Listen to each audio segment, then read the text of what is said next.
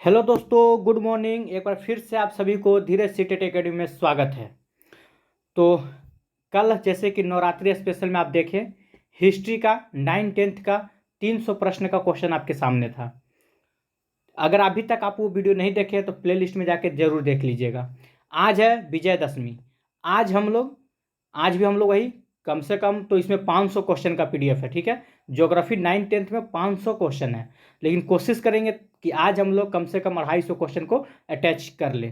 ठीक है, इस वीडियो में अगर आप अभी तक हमारे चैनल को सब्सक्राइब नहीं किए हैं तो सबसे पहले जाके चैनल को सब्सक्राइब कर लीजिए और बेल आइकन को दबाने ना भूलें।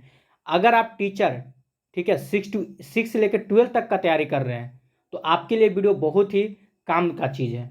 ठीक है, आप जाके प्लेलिस्ट में सारा चीज़ देख लीजिएगा। देखिए, इस वीडियो में आपको हम क्या क्या देने जा रहे हैं। सबसे पहले कि आज कल हो सके अभी तो यही ज्योग्राफी ही चलेगा, पार्ट 1 पार्ट 2। उसके बाद ये इसी मतलब प्लेटफॉर्म पे आपको 120 नंबर का सेट मिलने वाला है। टोटल 120 नंबर का, जो अगर आपका सब्जेक्ट है सोशल साइंस या साइंस, वो भी हम लोग शुरू करेंगे, लेकिन अभी फिलहाल हम सोशल साइंस की बात कर रहे हैं। 80 नंबर आपका सब्जेक्ट से मिलेंगे और 40 नंबर का जो होता है जनरल, मतलब सबके लिए समान होता है, उस वहाँ से आपको मिलेगा। यानी टोटल 120 नंबर का सेट मिलने वाला है। एक ही वीडियो में, अलग वीडियो नहीं बनाया जाएगा। वीडियो थोड़ा लॉन्ग होगा, आप लोग जरूर देखिएगा, लेकिन एक ही वीडियो में सारा चीज़ आपको मिलेगा। चलिए, तो प्रश्नों की संख्या क्या होगा, कैसे होगा, वो तो सेट के समय ही बता दिया जाएगा। ये आप देख सकते हैं। ये बुक जो है किरण पब्लिकेशन का है। अगर आपको मार्केट में आसपास मिलता है तो आप ले सकते हैं। अगर नहीं मिलता है तो कोई बात नहीं, आप हमारे टेलीग्राम से जुड़ जाइए। इस वीडियो के डिस्क्रिप्शन में हम लिंक दे चुके हैं, वहाँ से आप जुड़कर आप जितना भी मतलब इस बुक का पीडीएफ होगा सेट बाय सेट आपको टेलीग्राम पे मिल जाएगा। बुक लेने की जो ज़रूरत नहीं है। अगर आपको मिल जा रहा है तो ले लीजिए, अगर नहीं मिल रहा तो ज़्यादा परेशान होने की ज़रूरत नहीं है। सारा पीडीएफ आपको हमारा टेलीग्राम चैनल पे मिल जाएगा। लिंक डाला हुआ है, आप वहाँ से जाकर हमारा टेलीग्राम ज्वाइन कर सकते हैं। चलिए, तो आज क्या करने वाले हैं देखिए थोड़ा ध्यान से। चलिए, तो देख लीजिए, आप देख रहे हैं बीपीएससी बिहार शिक्षक बहाली 2023 नवरात्रि स्पेशल चल रहा है। क्लास 9 to 10 के लिए है खास करके। अगर आप 6 to 8 की भी तैयारी करें तो आपको 9-10 तक पढ़ना ही पढ़ना है। अगर आप 11-12 का तैयारी करें तो आपको ऊपर भी पढ़ना ही पढ़ना है। ज्योग्राफी का है, इसमें तो लिखा हुआ आपको 300, कोई बात नहीं। ठीक है, टोटल आपको हम 500 क्वेश्चन कराने जा रहे हैं। ठीक है, ये पार्ट 1 होगा आपका। इसके बाद हम पार्ट 2 ये सब जरूर लेकर आएंगे। चलिए, तो वीडियो की शुरुआत करते हैं। ज़्यादा समय आपके हम बर्बाद नहीं करना चाहेंगे, चलते हैं वीडियो की ओर। अगर आप पार्ट 1 मतलब कि हिस्ट्री का वीडियो नहीं देखे हैं तो वहाँ से पहले जाकर आप हिस्ट्री का वीडियो जरूर देख लीजिएगा। ठीक है, और हम शुरुआत करते हैं 500 क्वेश्चन की ओर। ये गलत 300 लिखा हुआ है, इसको बढ़ाकर जो थंबनेल बनेगा वो 500 का होगा, घबराइएगा नहीं। चलिए, तो शुरुआत करते हैं आज 9th क्लास का ज्योग्राफी से। ठीक है, फिर हम 10th क्लास की ओर चलेंगे। अगर वीडियो को अभी तक आप लोग लाइक नहीं किए हैं तो सबसे पहले वीडियो को लाइक कर लीजिए और हमारे मतलब सब्सक्राइब चैनल को जरूर सब्सक्राइब कर दीजिएगा। ठीक है, थोड़ा सा दिमाग इधर उधर देख रहे थे। चलिए शुरू करते हैं। चलिए, तो आप देख सकते हैं कक्षा 9th है। ठीक है, चैप्टर का नाम है भूमि और लोग। चलिए, तो इससे जितना भी मतलब इम्पोर्टेंट जो क्वेश्चन होगा वो हम लोग डील करने वाले हैं। ठीक है, चलिए, तो सबसे पहले पहला प्रश्न पर देखते हैं। ठीक है, चैप्टर का नाम देख लीजिए क्या है। अध्याय 1 है आपका स्थिति और विस्तार। ठीक है, भारत का स्थिति क्या है, भारत का विस्तार क्या है, हम इस पर चर्चा करने वाले हैं। चलिए, तो वीडियो को लाइक कर दीजिएगा, शुरुआत करने जा रहे हैं। आइए, चलिए, तो पहला प्रश्न क्या है। क्षेत्रफल की दृष्टि से भारत का विश्व में कौन सा स्थान है। अगर आप ज्योग्राफी एक बार हम आपको पढ़ा भी चुके होंगे, वहाँ भी अच्छा से पढ़ाया गया था, खैर कोई बात नहीं। आपको 3 सेकंड का टाइम दिया जाएगा। 3 सेकंड में आंसर आप मन में सोच लीजिएगा, कर दीजिएगा, बता दीजिएगा। ठीक है, चलिए, ज़्यादा समय हम आपको नहीं देना चाहेंगे क्योंकि वीडियो बहुत लंबा बनने वाला है। चलिए, तो क्षेत्रफल की दृष्टि से भारत का विश्व में कौन सा स्थान है। याद रखिए, आपका क्षेत्रफल की दृष्टि से पूछ रहा है, ना कि जनसंख्या की दृष्टि से पूछ रहा है। अगर जनसंख्या की दृष्टि से पूछ ले, ठीक है, तो याद रखिएगा जनसंख्या में क्या हो जाएगा, तो ये चीन को छोड़ चुका है पीछे। हमारा भारत अगर करंट की बात करें तो जनसंख्या में चीन को पीछे छोड़ चुका है, पहला स्थान पे आ चुका है भारत। ठीक है, अगर जनसंख्या की बात करें, जनसंख्या में भारत कौन सा स्थान पे है, तो पहला स्थान पे है अपना भारत। चलिए, ये जनसंख्या की बात हो गया। हम क्षेत्रफल की दृष्टि से बात कर रहे हैं, तो क्षेत्रफल की दृष्टि से भारत कौन सा स्थान पे है, तो 7वां नंबर पे है। ठीक है, यहाँ तक। चलिए अगला क्वेश्चन की ओर चलते हैं, क्वेश्चन नंबर 2 की ओर। 2 नंबर क्वेश्चन देखिए क्या है।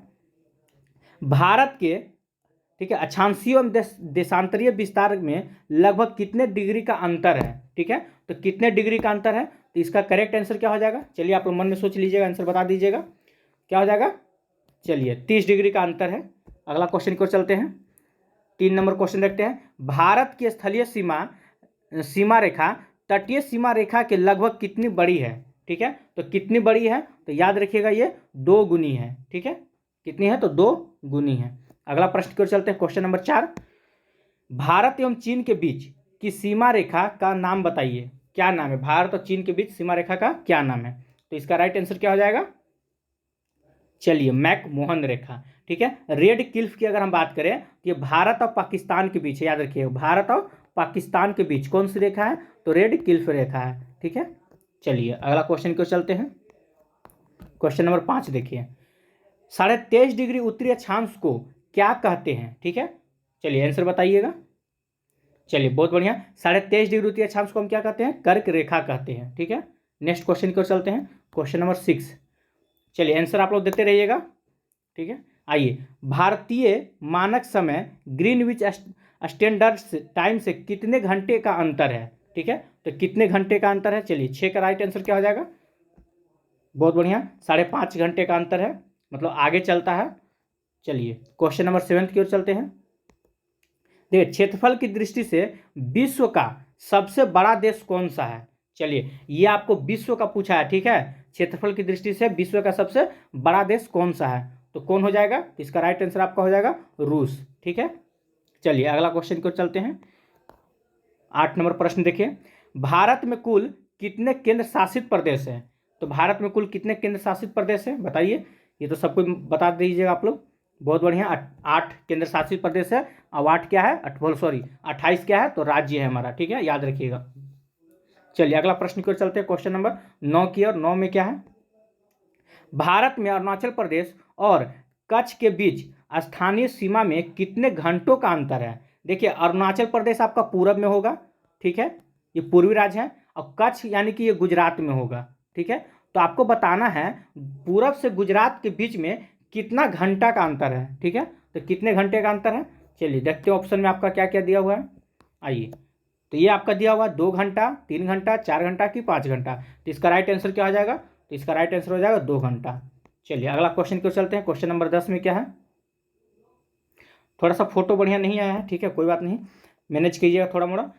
भारत की स्थल सीमा कितने देशों को छूती है, ठीक है, तो भारत की स्थल सीमा जो है ना वो कितने देश को छूती है, इसमें आपको देश का नाम बताना है, मतलब कितने देश को छूती है टोटल, तो 10 का राइट आंसर क्या हो जाएगा, तो ये हो जाएगा आपका 7। भारत का स्थल सीमा जो है 7 देशों से अपना सीमा साझा करती है, ठीक है। अब आप लोग को पहले भी बताए थे बार, इसका एक ट्रिक था कि बचपन में किया MBA, अगर आप ट्रिक लिखिए तो सारा निकल जाएगा, 7 देश, बचपन में किया MBA, वो कभी हम आपको फिर से बता देंगे अच्छा से। चलिए अगला क्वेश्चन देखते हैं, क्वेश्चन नंबर 11 में क्या है, बिहार का शोक किस नदी को कहा जाता है, तो किस नदी को कहा जाता है, अगर आप बिहार का एग्जाम दे रहे हैं तो ये आपको पता होना चाहिए, ठीक है, कोसी नदी को कहा जाता है। चलिए नेक्स्ट क्वेश्चन की ओर चलते हैं, क्वेश्चन नंबर 12 की ओर। 12 में क्या है, निम्नलिखित में से कौन सा भारतीय संघ राज्य का सबसे दक्षिणी बिंदु है, भारतीय संघ राज्य का सबसे दक्षिणी बिंदु कौन है, चलिए इसका आंसर क्या हो जाएगा, आंसर कीजिएगा आप लोग, ये हो जाएगा आपका इंदिरा पॉइंट, ठीक है, कौन हो जाएगा, इंदिरा पॉइंट हो जाएगा। चलिए अगला क्वेश्चन को चलते हैं, क्वेश्चन नंबर 13 में क्या है, आइए, निम्नलिखित में से क्षेत्रफल के आधार पर भारत का सबसे बड़ा एवं सबसे छोटा राज्य मतलब कौन सा है, क्रम के अनुसार आपको बताना, सबसे बड़ा कौन है तो सबसे छोटा कौन है, तो आप सबको पता होगा सबसे बड़ा राज्य कौन है हमारा, राजस्थान, और सबसे छोटा कौन है हमारा, गोवा, ठीक है, ऑप्शन नंबर क्या हो जाएगा, 3 आपका राइट आंसर हो जाएगा। चलिए 14 नंबर क्वेश्चन की ओर चलते हैं, 14 में क्या है, आइए, निम्नलिखित में से कौन से भारतीय राज्य या केंद्र शासित प्रदेश, ठीक है, चीन की सीमा से स्पर्श करते हैं, अब चाहे तो राज्य हो सकता है या केंद्र शासित प्रदेश हो सकता है, अब इसमें से आपको डिसाइड करना है कौन भारत की सीमा से टच करता है। चलिए चीन की सीमा से, तो 14 का आंसर क्या हो जाएगा, तो याद रखिएगा जम्मू कश्मीर, ठीक है। चलिए अगला क्वेश्चन की ओर चलते हैं, ओ सॉरी, उस टाइप का बताना है। इसको थोड़ा छोटा कर लेते हैं, आइए तब समझ में आएगा। हाँ, तो कौन कौन से है, थोड़ा सा और छोटा कर लेते हैं। चलिए, तो देखिए सबसे पहले, हाँ चीन से ना, तो सबसे पहले याद रखिए हिमाचल है, हिमाचल प्रदेश हो जाएगा, जो चीन से भी सीमा साझा करता है। ठीक है, उसके बाद आपका क्या हो जाएगा, तो उसके बाद आपका हो जाएगा उत्तराखंड, ये भी आपका चीन के साथ सीमा साझा करता है। ठीक है, और उसके बाद देखो आपका हो जाएगा सिक्किम, सिक्किम भी देखिएगा, तो सिक्किम, एक मिनट थोड़ा रुक जाइएगा, अरुणाचल प्रदेश हो जाएगा, जम्मू कश्मीर और सिक्किम, सिक्किम चीन से उधर है, बॉर्डर की ओर है, तो सिक्किम भी करेगा। ठीक है, सिक्किम भी करता है, यानी कि 1, 2 और 4 हो जाएगा। ठीक है, जम्मू कश्मीर नहीं होगा, सॉरी हम उसको गलत बोलते थे, जम्मू कश्मीर नहीं होती तो पाकिस्तान की तरफ चल जाएगा उधर में, सॉरी ये गलती हो गया, यानी कि 1, 2 और 4 याद रखिएगा। चलिए, चीन का पूछ रहा ना, हम पाकिस्तान के माइंड में आ गया था मेरा, चलिए कोई बात नहीं। तो इसका राइट आंसर क्या हो जाएगा, 1, 2 और 4 हो जाएगा, ऑप्शन नंबर 3 हो जाएगा। ठीक है, चलिए अगला प्रश्न को चलते, थोड़ा जूम कर देते हैं। आइए, उत्तराखंड, उत्तर प्रदेश, बिहार, पश्चिम बंगाल, सिक्किम राज्य की सीमाएं किस देश को छूती है, ये आपको पढ़ाया गया था जब, अगर आप नाइन्थ क्लास का ज्योग्राफी पढ़िएगा ना, मेरा एक वीडियो ऑलरेडी डाला हुआ है, बुक आपको पूरा एकदम पार्ट पार्ट करके हम समझाए थे। सातों जो देश है ना, भारत का पड़ोसी देश 7, उस सातों देश भारत के किन किन राज्यों से सीमा साझा करते हैं, उसमें हम साफ साफ आपको पढ़ाया गया था, ये प्रश्न वहीं से उठाया गया है। ठीक है, चलिए, तो इसका राइट आंसर क्या हो जाएगा, नेपाल से। अगला प्रश्न की ओर चलते हैं, पाक जल संधि किन 2 देशों के बीच में अवस्थित है। ठीक है, तो पाक जल संधि किन 2 देशों के बीच में अवस्थित है, ये भी आपको हम मैप के माध्यम से दिखाए थे, अब बताए भी थे। ठीक है, चलिए ये हो जाएगा आपका भारत और श्रीलंका के बीच में अवस्थित है। ठीक है, ऑप्शन नंबर 3 आपका राइट आंसर हो जाएगा। आइए 17 नंबर क्वेश्चन की ओर जाते हैं, निम्नलिखित में से हिमालय के किस भाग को, ठीक है, आंतरिक हिमालय के नाम से जाना जाता है, तो हिमालय के किस भाग को आंतरिक हिमालय के नाम से जाना जाता है। ठीक है, तो इसका राइट आंसर क्या हो जाएगा, तो इसका राइट आंसर हो जाएगा 17 का 3। ठीक है, वृहद हिमालय या महान हिमालय के नाम से जाना जाता है। ठीक है, चलिए क्वेश्चन नंबर 18 की ओर चलते हैं। चलिए, तो इस प्रकार से हम लोग चैप्टर नंबर 1, ठीक है, यानी कि भारत का स्थिति और विस्तार को खत्म कर चुके हैं। यहाँ पे आपको मात्र 17 प्रश्न देखने को मिल रहे हैं। अगर आप हमारा पीडीएफ लिए होते तो हमारा पीडीएफ में यही चैप्टर से कम आपको तो 40 प्रश्न मिलता पढ़ने के लिए। स्थिति और विस्तार से हमारा अगर आप पीडीएफ लिए होते, ठीक है, तो कम से कम कितना, तो 40 प्रश्न होता। चलिए आपको एक हम नमूना दिखाते हैं अपना पीडीएफ का। ठीक है, आइए थोड़ा सा बैक करते हैं। आइए, ये हमारा पीडीएफ हो गया, देख सकते हैं आप। ठीक है, 9th क्लास का। देखिए इसमें पहले तो क्या है कि आपको यहाँ पढ़ने को मिलता भारत का स्थिति और विस्तार, जो भी आप पढ़ रहे थे उसको पढ़ने के बाद ये सब क्वेश्चन जो है आपको इसमें नहीं देखने को मिला। ठीक है, ये सारा क्वेश्चन आपको इस पीडीएफ में मिलता। ठीक है, इसके बाद आपका 2nd नंबर चैप्टर शुरू होता, ये आपको फिर पढ़ने के लिए मिलता, भारत का स्वरूप, जो भी हम लोग एमसीक्यू के रूप में देखेंगे। तो पहले अगर आप इसको पढ़ लेते ना, ये सबको पढ़ लेते, तो ये क्वेश्चन ऐसे ही बन जाता। ठीक है, ये आपको इतना पढ़ने के लिए मिलता, ये सब पढ़ लेते। इसके पढ़ने के बाद अगर आप पीडीएफ लेते तो मिलता। इसके बाद देख लीजिए आपको इतना पढ़ने का था। ठीक है, बहुत है पढ़ने के लिए, अगर इतना पढ़ लेते तो समझिए कि ज्योग्राफी से क्वेश्चन छूटने वाला नहीं था। ये सब चैप्टर बाय चैप्टर दिया हुआ है, एक एक चैप्टर से बहुत सारा आपको क्वेश्चन निकाला हुआ है, आप थक जाइएगा याद करते करते। ठीक है, ये सब आपको वही है, देखिए इतना सारा पढ़ने वाला है। आइए देखिए, यही है हमारा पीडीएफ। ठीक है, स्थिति और विस्तार अभी आप जस्ट पढ़े, जस्ट यही था ना क्वेश्चन कि क्षेत्रफल की दृष्टि से भारत कौन सा स्थान है, पहला क्वेश्चन था। 7वां अंतर पूछ रहा है, देशांतर अंतर, तो 30 हो गया था। ठीक है, तो भारत का मानक से खैर इसमें नहीं दिया हुआ है, तो देखिए इसमें कितना क्वेश्चन है। ठीक है, भारत का स्थिति और विस्तार अगर आप लेते पीडीएफ, इस पीडीएफ को ले लेते तो कम से कम कितना क्वेश्चन पढ़ना है, देख सकते हैं 41 क्वेश्चन। कितना क्वेश्चन है, भारत का स्थिति और विस्तार से 40 क्वेश्चन आपको समझिए को देखने को मिलता, जो कि इस वीडियो जो आप वीडियो देख रहे हैं अभी, उसमें मात्र 17 क्वेश्चन है। अब ऐसा नहीं कि क्वेश्चन नहीं, वो 17 क्वेश्चन समझिए कि 40 क्वेश्चन के बराबर है, क्वेश्चन में दम है। ये सारा क्वेश्चन आपको इस वीडियो 40 क्वेश्चन वाला में मिल जाता, 17 में मतलब 40 जो भी है 40 प्रश्न वाला, ये जो आप देख रहे हैं वीडियो, ये पीडीएफ जो आप देख रहे हैं इसमें आपको पूरा का पूरा मिल जाता है। लेकिन अगर और अच्छा से आप तैयारी करना चाहते हैं तो पूरा निचोड़ पढ़िए, एक एक चैप्टर से 40-50 क्वेश्चन पढ़िए। ठीक है, देखिए ये फिर आपका शुरू होता है। ये चैप्टर देख रहे हैं, भारत और स्वरूप संरचना, इससे देखिए, इससे कम से कम कितना क्वेश्चन है, देखिए अगर इसको आप पढ़ते तो कितना क्वेश्चन आपको मिलता। चलिए, यानी कि टोटल 57 प्रश्न मिलता देखने को। सेकेंड चैप्टर से टोटल 57 प्रश्न, एक एक चैप्टर से 50-60 क्वेश्चन को पढ़ना, याद करना अपने आप में एक अहम होता है, समझे, निचोड़ होता है। एक एक चैप्टर से 50 क्वेश्चन आप याद करके जा रहे हैं, निचोड़ पढ़ लिए, उसका पानी पानी कर दीजिएगा क्वेश्चन को। ठीक है, चलिए खैर कोई बात नहीं, चलते हैं हम फिलहाल उधर। चलिए, तो ये हम लोग का खत्म हो चुका था। अब चलते भारत भौतिक स्वरूप। ठीक है, भारत का भौतिक स्वरूप के बारे में।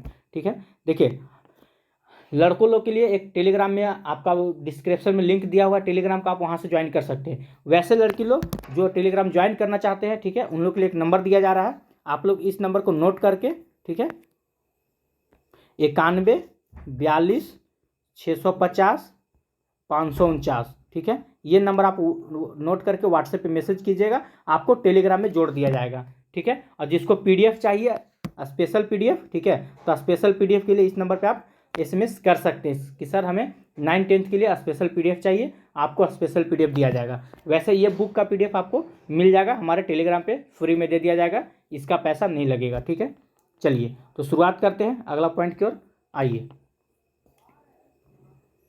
चलिए तो शुरू करते हैं। भारत का भौतिक स्वरूप क्या होता है, अध्याय 2 देख रहे हैं हम लोग, देख लीजिए अध्याय 2 है।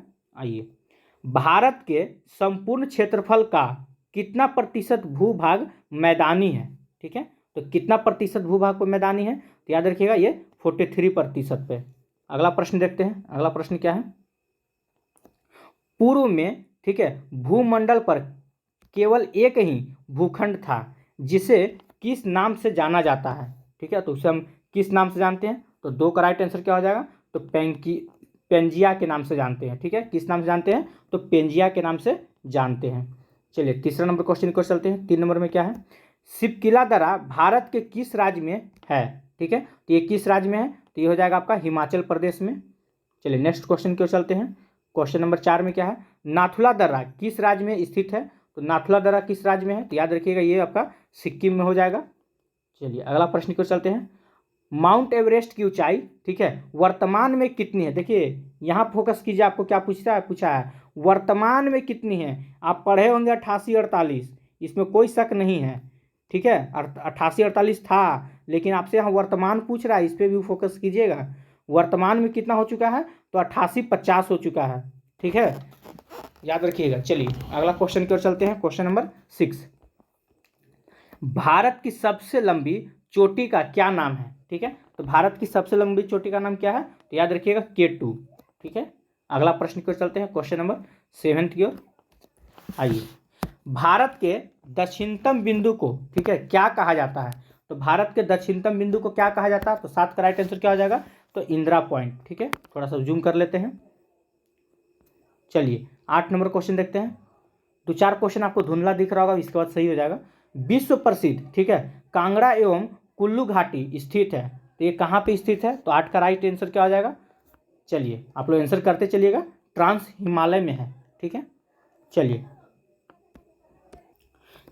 क्वेश्चन नंबर 10 की ओर चलते हैं। 10 में क्या है, आइए।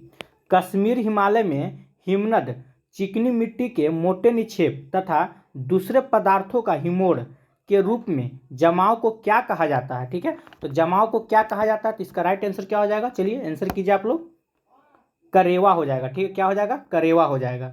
चलिए 11 नंबर क्वेश्चन की ओर चलते हैं। 11 में क्या है, आइए। हिमालय की तीनों मुख्य पर्वत श्रृंखलाएं वृहद हिमालय, लघु हिमालय और शिवालिक श्रेणी हिमालय के किस खंड में अवस्थित है। ठीक है, तो ये किस खंड में अवस्थित है, तो इसका राइट आंसर क्या हो जाएगा, तो आपका ये राइट आंसर हो जाएगा, आइए, ये हो जाएगा आपका 4। ठीक है, ऑप्शन नंबर 4 हो जाएगा, हिमाचल उत्तराखंड हिमालय में। ठीक है, चलिए अगला क्वेश्चन की ओर चलते हैं। क्वेश्चन नंबर 12 में क्या है, आइए। प्रसिद्ध फूलों की घाटी निम्न में से किस पर्वतीय क्षेत्र में स्थित है। ठीक है, तो फूलों की घाटी किस राज्य में है, कभी कभी आपसे ये भी पूछ लिया जाएगा, और किस पर्वत में स्थित है, कभी कभी ये भी पूछ लेगा। तो सिंपल से याद रखिए, फूलों की घाटी जब भी बोले तो उत्तराखंड याद रखिएगा। ठीक है, चलिए अगला क्वेश्चन को चलते हैं। क्वेश्चन नंबर 13 में क्या है, हिमालय पर्वतीय क्षेत्र में, ठीक है, बुग्याल शब्द किसको निरूपित करता है। ठीक है, तो किसको निरूपित करता है, तो इसका राइट आंसर क्या हो जाएगा 13 का। तो ये देख लीजिए, आपका राइट आंसर हो जाएगा ऑप्शन नंबर 1 ही है, सही आंसर है। ऊंचाई पर स्थित घास के मैदान को ये निरूपित करता है। ठीक है, चलिए क्वेश्चन नंबर 14 की ओर आते हैं। 14 में क्या है, आइए देखिए, थोड़ा सा यहाँ आपको धुंधला दिखेगा।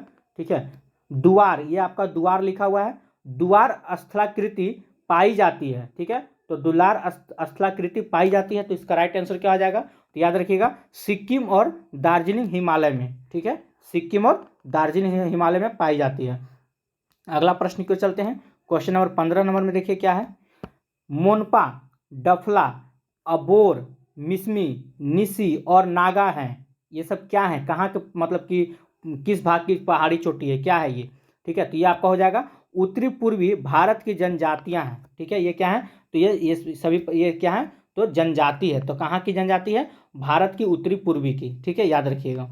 चलिए 16 नंबर क्वेश्चन की ओर आते हैं। 16 में क्या है, बराक नदी किन राज्यों की एक महत्वपूर्ण नदी है। ठीक है, बराक नदी किन राज्यों की एक महत्वपूर्ण नदी है। तो 16 का राइट आंसर क्या हो जाएगा, चलिए आंसर कीजिएगा। तो इसका राइट आंसर हो जाएगा मणिपुर और मिजोरम। अगला प्रश्न की ओर चलते हैं। क्वेश्चन नंबर 17, उत्तर पूर्व के किस राज्य को, ठीक है, मोलेसिस बेसिन कहा जाता है। चलिए किससे कहा जाता है, आंसर कीजिएगा। तो इसका राइट आंसर हो जाएगा मिजोरम को किया जाता है। अगला प्रश्न की ओर चलते हैं। 18 नंबर, भारत का उत्तरी मैदान किन नदी प्रणालियों के द्वारा बना है। ठीक है, तो किससे बना हुआ है, चलिए आंसर कीजिएगा। 18 का राइट आंसर क्या हो जाएगा, तो इसका राइट आंसर हो जाएगा गंगा, सिंधु एवं ब्रह्मपुत्र से बना हुआ है। ठीक है, 18 का क्या हो जाएगा, तो 2 नंबर हो जाएगा। आइए क्वेश्चन नंबर 19 की ओर चलते हैं। 19 में क्या है, देखिए, विश्व का सबसे बड़ा नदी द्वीप माजुली किस नदी पर अवस्थित है। ठीक है, तो माजुली किस नदी पे है, तो 19 का राइट आंसर क्या हो जाएगा, ये हो जाएगा आपका ब्रह्मपुत्र नदी पे। ठीक है, चलिए अगला क्वेश्चन की ओर चलते हैं। 20 नंबर, 20 में क्या है, नदी मैदान के संदर्भ में दोआब का अर्थ है, दोआब का क्या अर्थ है, चलिए आंसर कीजिए। दोआब का क्या अर्थ है, तो दोआब का अर्थ होता है दो नदियों के बीच का भाग। दोआब का क्या अर्थ होता है, दो नदियों के बीच का भाग। ऑप्शन नंबर ए आपका राइट आंसर हो जाएगा। आइए 21 नंबर क्वेश्चन की ओर चलते हैं। चलिए 21 में क्या है, चलिए, पंजाब के मैदान का निर्माण किन नदियों के द्वारा होता है। ठीक है, किन नदियों के द्वारा होता है, चलिए आंसर कीजिएगा। इसका राइट आंसर क्या हो जाएगा, ये हो जाएगा आपका सिंधु, झेलम, चेनाब, रावी और ब्यास एवं सतलुज। ठीक है, ऑप्शन नंबर 3 आपका करेक्ट आंसर होगा। अगर वीडियो आपको अच्छा लग रहा होगा तो लाइक जरूर कीजिएगा। अगर आप हमारे चैनल से अभी तक नहीं जुड़े हैं तो सब्सक्राइब बटन को टच करके आप हमारे चैनल से जुड़ सकते हैं। अगर आप टेलीग्राम से जुड़ना चाहते हैं तो डिस्क्रिप्शन में लिंक दिया हुआ है, आप वहां से जाकर आप हमारे टेलीग्राम ग्रुप से जुड़ सकते हैं। ठीक है, व्हाट्सएप ग्रुप का भी लिंक दिया हुआ है, आप हमें व्हाट्सएप पे भी फॉलो कर सकते हैं। चलिए आते हैं क्वेश्चन नंबर 22 की ओर। प्रायद्वीपीय पठार से संबंधित दक्कन ट्रेप है, तो क्या है, तो 22 का राइट आंसर क्या हो जाएगा, आंसर कीजिएगा। इसका राइट आंसर हो जाएगा काली मृदा से युक्त पठारी क्षेत्र है। ठीक है, ऑप्शन नंबर 1 आपका करेक्ट आंसर हो जाएगा। आइए 23 नंबर क्वेश्चन की ओर चलते हैं। 23 में क्या है, थोड़ा सा छोटा कर लेते हैं। चलिए, निम्नलिखित में से कौन सी पहाड़ियां पश्चिमी घाट के अंतर्गत शामिल है। ठीक है, तो कौन सी पहाड़ी जो है पश्चिमी घाट के अंतर्गत शामिल है, तो 23 का राइट आंसर क्या हो जाएगा, चलिए देखते हैं। यह है अन्नामलाई, ये आपका पश्चिमी घाट है। ठीक है, अगला क्या हो जाएगा, तो ये देख लेते हैं नीलगिरी, ये भी आपका पश्चिमी घाट में ही है। ठीक है, और इसके बाद क्या हो जाएगा, तो ये हो जाएगा आपका लास्ट आपका कार्डमम, ये जो लिखा हुआ लास्ट में 4 ऑप्शन ये हो जाएगा, यानी कि 1, 2, 4 आपका करेक्ट आंसर हो जाएगा। ठीक है, चलिए अगला क्वेश्चन की ओर चलते हैं। क्वेश्चन नंबर 24, देखिए, प्रायद्वीपीय पठार की सबसे ऊंची चोटी है, तो प्रायद्वीपीय पठार की सबसे ऊंची चोटी कौन है, तो 24 का राइट आंसर क्या हो जाएगा, अनाई मुड्डी। ठीक है, ऑप्शन नंबर 3 आपका करेक्ट आंसर हो जाएगा। चलिए क्वेश्चन नंबर 25 की ओर चलते हैं। आइए, पूर्वी घाट और पश्चिमी घाट निम्न में किन पहाड़ियों में आपस में मिलते हैं? पूर्वी घाट और पश्चिमी घाट जो है, ठीक है, किन पहाड़ियों में आपस में मिलते हैं? तो पहाड़ी का नाम क्या है ये पूछा जा रहा है। तो 25 का राइट आंसर क्या हो जाएगा? नीलगिरी पहाड़ी में, ठीक है। कहाँ मिलते हैं? तो नीलगिरी के पहाड़ी में मिलते हैं। चलिए अगला क्वेश्चन की ओर चलते हैं, क्वेश्चन नंबर 26। चलिए क्या है? निम्नलिखित में से कौन सा कथन असत्य है? मतलब सत्य नहीं, आपके असत्य पूछ रहा है। चलिए देखते हैं क्या है। पश्चिमी घाट पूर्वी घाट की अपेक्षा ऊंचे हैं, क्या ये सही असत्य है? तो नहीं, ये आपका सही है, ठीक है। पश्चिमी घाट का विस्तार सतत है, जबकि पूर्वी घाट का विस्तार सतत नहीं है। ये भी आपका क्या हो जाएगा? ये गलत बात है। वहाँ भी वो भी क्या है, ठीक है, ये भी आपका हाँ सतत नहीं है, तो सही है। अगर सतत है बोल देता तो ये आपका गलत हो जाता है, ठीक है। चलिए अगला देखते हैं, ये दोनों सही है। अगला ऑप्शन में क्या है देख लेते हैं, आइए। चलिए क्या है? उद्गम मंडल जिसे ऊटी के नाम से जाना जाता है, अन्नामलाई पर्वतमाला में स्थित है, एक महत्वपूर्ण हिल स्टेशन है, क्या ये सही है? ये भी आपका सही है। अगला देख लेते हैं। पूर्वी घाट का सबसे ऊंचा शिखर, ठीक है, जिंदगाड़ा है, क्या ये सही है? नहीं, ये आपका गलत है। पूर्वी घाट का सबसे ऊंचा शिखर ये नहीं है, ठीक है। चलिए तो इसका राइट आंसर क्या हो जाएगा? तो 4 हो जाएगा आपका। चलिए क्वेश्चन नंबर 27 को चलते हैं। 27 में क्या है? मेघालय के पठार को 3 भागों में बांटा गया है, कौन कौन? गारो, खासी और जंतिया, ठीक है, पहाड़ियाँ। इस विभाजन का आधार है, तो इस विभाजन का आधार क्या है, ठीक है। तो इसका आधार क्या था? तो याद रखिएगा जनजातियाँ ही इसका आधार था। चलिए क्वेश्चन नंबर 28 की ओर चलते हैं। 28 में क्या है? आइए। पूर्वी घाट का विस्तार है, तो पूर्वी घाट का विस्तार है, तो इसका राइट आंसर क्या हो जाएगा? देख लीजिए, महानदी घाटी से दक्षिण में नीलगिरी तक, ठीक है। पूर्वी घाट का विस्तार कहाँ से कहाँ तक है? तो महानदी घाटी से दक्षिण में, ठीक है, नीलगिरी तक पूर्वी घाट का विस्तार है, ठीक है। चलिए 29 नंबर क्वेश्चन की ओर चलते हैं। 29 में क्या है? आइए। बरखान स्थलाकृति का संबंध है, तो इसका संबंध किससे है? तो इसका राइट आंसर क्या हो जाएगा? मरुस्थल से, ठीक है। किससे है? तो मरुस्थल से है। चलिए 30 नंबर क्वेश्चन की ओर चलते हैं। 30 में क्या है? आइए। भारत श्रीलंका के बीच अवस्थित है, तो भारत और श्रीलंका के बीच में क्या है? पाक जल संधि, ये भी जस्ट हम लोग पीछे देखे थे, ये हो जाएगा। अब मन्नार की खाड़ी हो जाएगा। बाकी तो न्यू मोर द्वीप नहीं होगा, ये भी नहीं होगा, ये दोनों आपका गलत दिया हुआ है। यानी कि 1 और 4 आपका राइट आंसर है, यानी कि ऑप्शन नंबर 4 आपका सही हो जाएगा। अगला क्वेश्चन की ओर चलते हैं। क्वेश्चन नंबर 31 में क्या है? आइए। पश्चिमी तटीय मैदान के विभाजन के संदर्भ में निम्नलिखित में से कौन सा युग्म सुमेलित नहीं है, ठीक है। तो कौन सा सुमेलित नहीं है? तो 31 का राइट आंसर क्या हो जाएगा? तो ये आपका हो जाएगा, देखिए, गुजरात तो काठियावाड़ा, ये आपका सही है। महाराष्ट्र तो कोकण तट, ये भी आपका सही है, ठीक है। कर्नाटक तो मालाबार तट, ये भी सही है। लेकिन केरल उत्तरी सरकार तट, ये आपका गलत है, ठीक है, ये गलत है। चलिए 32 नंबर क्वेश्चन की ओर चलते हैं, आपसे नहीं पूछ रहा था। आइए 32 नंबर में क्या है? भारत का एकमात्र सक्रिय ज्वालामुखी द्वीप अवस्थित है, तो भारत का एकमात्र सक्रिय ज्वालामुखी द्वीप अवस्थित है, कहाँ पे अवस्थित है? तो याद रखिएगा निकोबार द्वीप समूह में, ठीक है। कहाँ पे अवस्थित है? तो निकोबार द्वीप समूह में अवस्थित है। चलिए अगला क्वेश्चन की ओर चलते हैं। क्वेश्चन नंबर 33, 10 डिग्री चैनल पृथक करता है, ठीक है। ये मोस्ट इंपोर्टेंट है, इसमें आप स्टार लगा लीजिएगा, ठीक है। तो ये किसको अलग करता है? तो याद रखिएगा ये अंडमान और निकोबार को अलग करता है, मतलब पृथक मतलब अलग करता है, ठीक है। चलिए अगला क्वेश्चन को चलते हैं। क्वेश्चन नंबर 34 में क्या है? अंडमान निकोबार द्वीप समूह में किस प्रकार के वन पाए जाते हैं? ये भी बहुत अच्छा क्वेश्चन आपसे पूछा हुआ है, ठीक है। तो किस प्रकार का वन पाए जाते हैं अंडमान और निकोबार द्वीप समूह में? तो याद रखिएगा सदाबहार वन, ठीक है। किस प्रकार का? तो सदाबहार वन पाए जाते हैं।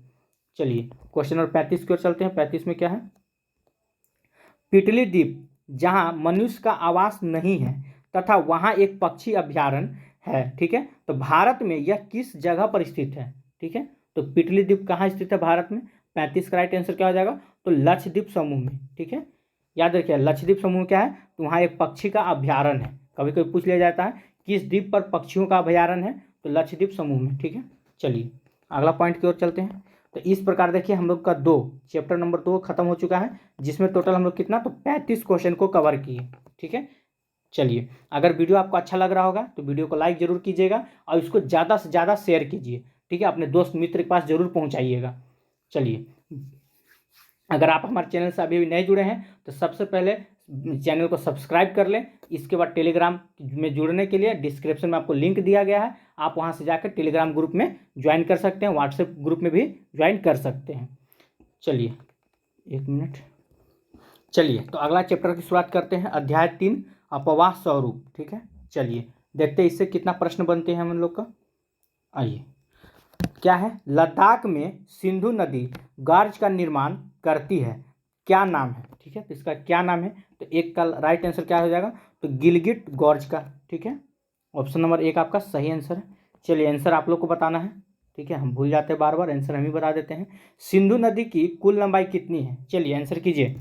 सिंधु नदी की कुल लंबाई कितनी है, 2 का राइट आंसर क्या हो जाएगा, 2900 किलोमीटर। बहुत बढ़िया। आइए 3 नंबर, चलिए 3 का आंसर कीजिए। गांधी सेतु का निर्माण कब हुआ था, चलिए गांधी सेतु का निर्माण कब हुआ, फटाक से आंसर कीजिए, क्या हो जाएगा, 1984 में। कब हुआ, 1984 में। चलिए अगला क्वेश्चन को चलते हैं, लक्ष्मी सागर झील किस राज्य में स्थित है, चलिए आंसर कीजिए, बिना ऑप्शन का ही कर दीजिए, क्या दिक्कत है, सबको पता है, कितना बार हम पढ़ा चुके हैं पीडीएफ में आपको। ठीक है, किस राज्य में है, तो याद रखिएगा बिहार में। ठीक है, किस राज्य में है, तो बिहार में। देखिएगा आंसर गलत भी देता है बुक में। ठीक है, अगर आप पीडीएफ लीजिएगा ना तो वहाँ सुधार ऐसे हम कर दिए हैं, थोड़ा फोकस कर लीजिएगा। ठीक है, लक्ष्मी सागर झील कहाँ है, बिहार में, आपको बुक में दिया हुआ उत्तर प्रदेश, इस पर थोड़ा फोकस कीजिएगा। चलिए अगला प्रश्न को चलते हैं, प्रश्न नंबर 5 में क्या है, निम्नलिखित में से, ठीक है, भारत के किस नदी का अपवाह तंत्र सबसे बड़ा है, तो किस नदी का अपवाह तंत्र सबसे बड़ा है, 5 का राइट आंसर क्या हो जाएगा, चलिए आंसर कीजिए। ठीक है, तो ये आपका गंगा हो जाएगा। ठीक है, चलिए अगला प्रश्न को चलते हैं, क्वेश्चन नंबर 6। देखिए थोड़ा बड़ा है, बहुत बड़ा ज़्यादा है। चलिए देखते हैं, आइए थोड़ा सा और छोटा करना पड़ेगा। चलिए देखते हैं क्या लिखा हुआ है, यह नदी चंद्रा और भागा 2 सरिताओं के मिलने से बनती है। ठीक है, कौन सा ऐसा नदी है जो इन दोनों से मिलने से बनती है, ये सरिताएं हिमाचल प्रदेश में, ठीक है, केलांग के निकट ताड़ी में आसपास मिलती है। ठीक है, इसलिए इसे चंद्रप्रभा के नाम से भी जाना जाता है। ठीक है, आगे क्या है, उपयुक्त वितरण में से किस नदी का संबंध है, मतलब इतना कथन पढ़ने के बाद आपको बताना है चंद्रभागा किस नदी के बारे में बताया जा रहा है। ठीक है, तो किस नदी की बात किया जा रहा है, तो इसका राइट आंसर क्या हो जाएगा, 6 का, ये आपका चेनाब। ठीक है, चेनाब के बारे में बताया जा रहा है, इसका राइट आंसर क्या हो जाएगा, तो 2। चलिए अगला क्वेश्चन को चलते हैं, क्वेश्चन नंबर 7।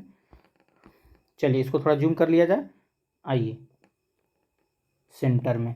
चलिए बताइए फटाक से आंसर इसका, भाखड़ा नागल परियोजना अवस्थित है, तो किस नदी पे अवस्थित है, ये तो सबको पता होना चाहिए। इसका राइट आंसर क्या हो जाएगा, 1 2 3 में से बताइए जल्दी, ABCD में से क्या हो जाएगा, सतलुज नदी पर। ठीक है, चलिए क्वेश्चन नंबर 8 की ओर चलते हैं। 8 में क्या है, चलिए गंगा नदी का उद्गम स्रोत है, चलिए तो कहाँ से, 8 का आंसर क्या हो जाएगा, फटाक से आंसर कीजिए। 8 का आंसर हो जाएगा गंगोत्री हिमनद से। ठीक है, चलिए 9 नंबर क्वेश्चन को और चलते हैं। 9 में क्या है, भागीरथी एवं अलकनंदा नदी का संगम किस जगह पर होता है। ठीक है, तो किस जगह पर होता है, तो इसका राइट आंसर क्या हो जाएगा, चलिए आंसर कीजिए। 9 का आंसर क्या हो जाएगा, देवप्रयाग। ठीक है, किस नदी पर होता है, तो देवप्रयाग। चलिए 10 नंबर क्वेश्चन की ओर चलते हैं। 10 में क्या है, थोड़ा छोटा कर लिया जाए, आइए, यह नदी दक्षिण में सतपुड़ा और उत्तर में विंध्याचल श्रेणियों के मध्य भ्रंश घाटी में बहती है, संगमरमर की चट्टानों में खूबसूरत महाखंडन बनाती है। ठीक है, तो किस नदी के बारे में बताया जा रहा है, कौन सी नदी है, तो 10 का राइट आंसर क्या हो जाएगा, चलिए आंसर कीजिए, ये हो जाएगा आपका नर्मदा। ठीक है, किस नदी का हो जाएगा, तो नर्मदा। चलिए अगला क्वेश्चन को चलते हैं, क्वेश्चन नंबर 11।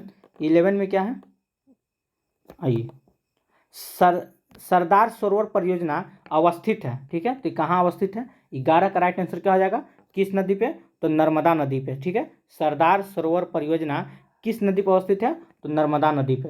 अगला क्वेश्चन को चलते हैं, क्वेश्चन नंबर 12।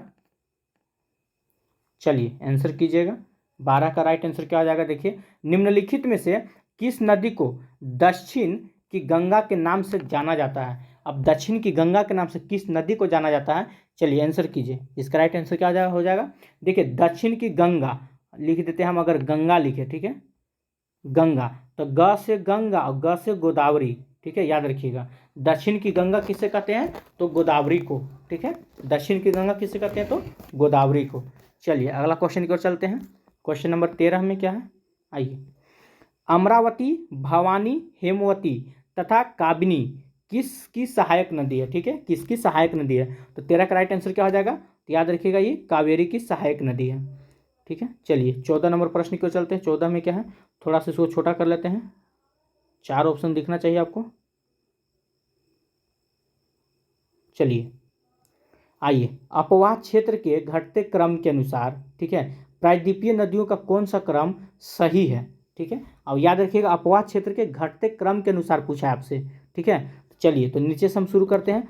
सबसे पहले गोदावरी हो जाएगा आपका, फिर कृष्णा हो जाएगा, फिर महानदी हो जाएगा, फिर आपका कावेरी हो जाएगा, ठीक है। यानी कि इसका राइट आंसर क्या हो जाएगा? ऑप्शन नंबर 3 आपका सही है, ठीक है। चलिए क्वेश्चन नंबर 15 की ओर चलते हैं। 15 में क्या है, ये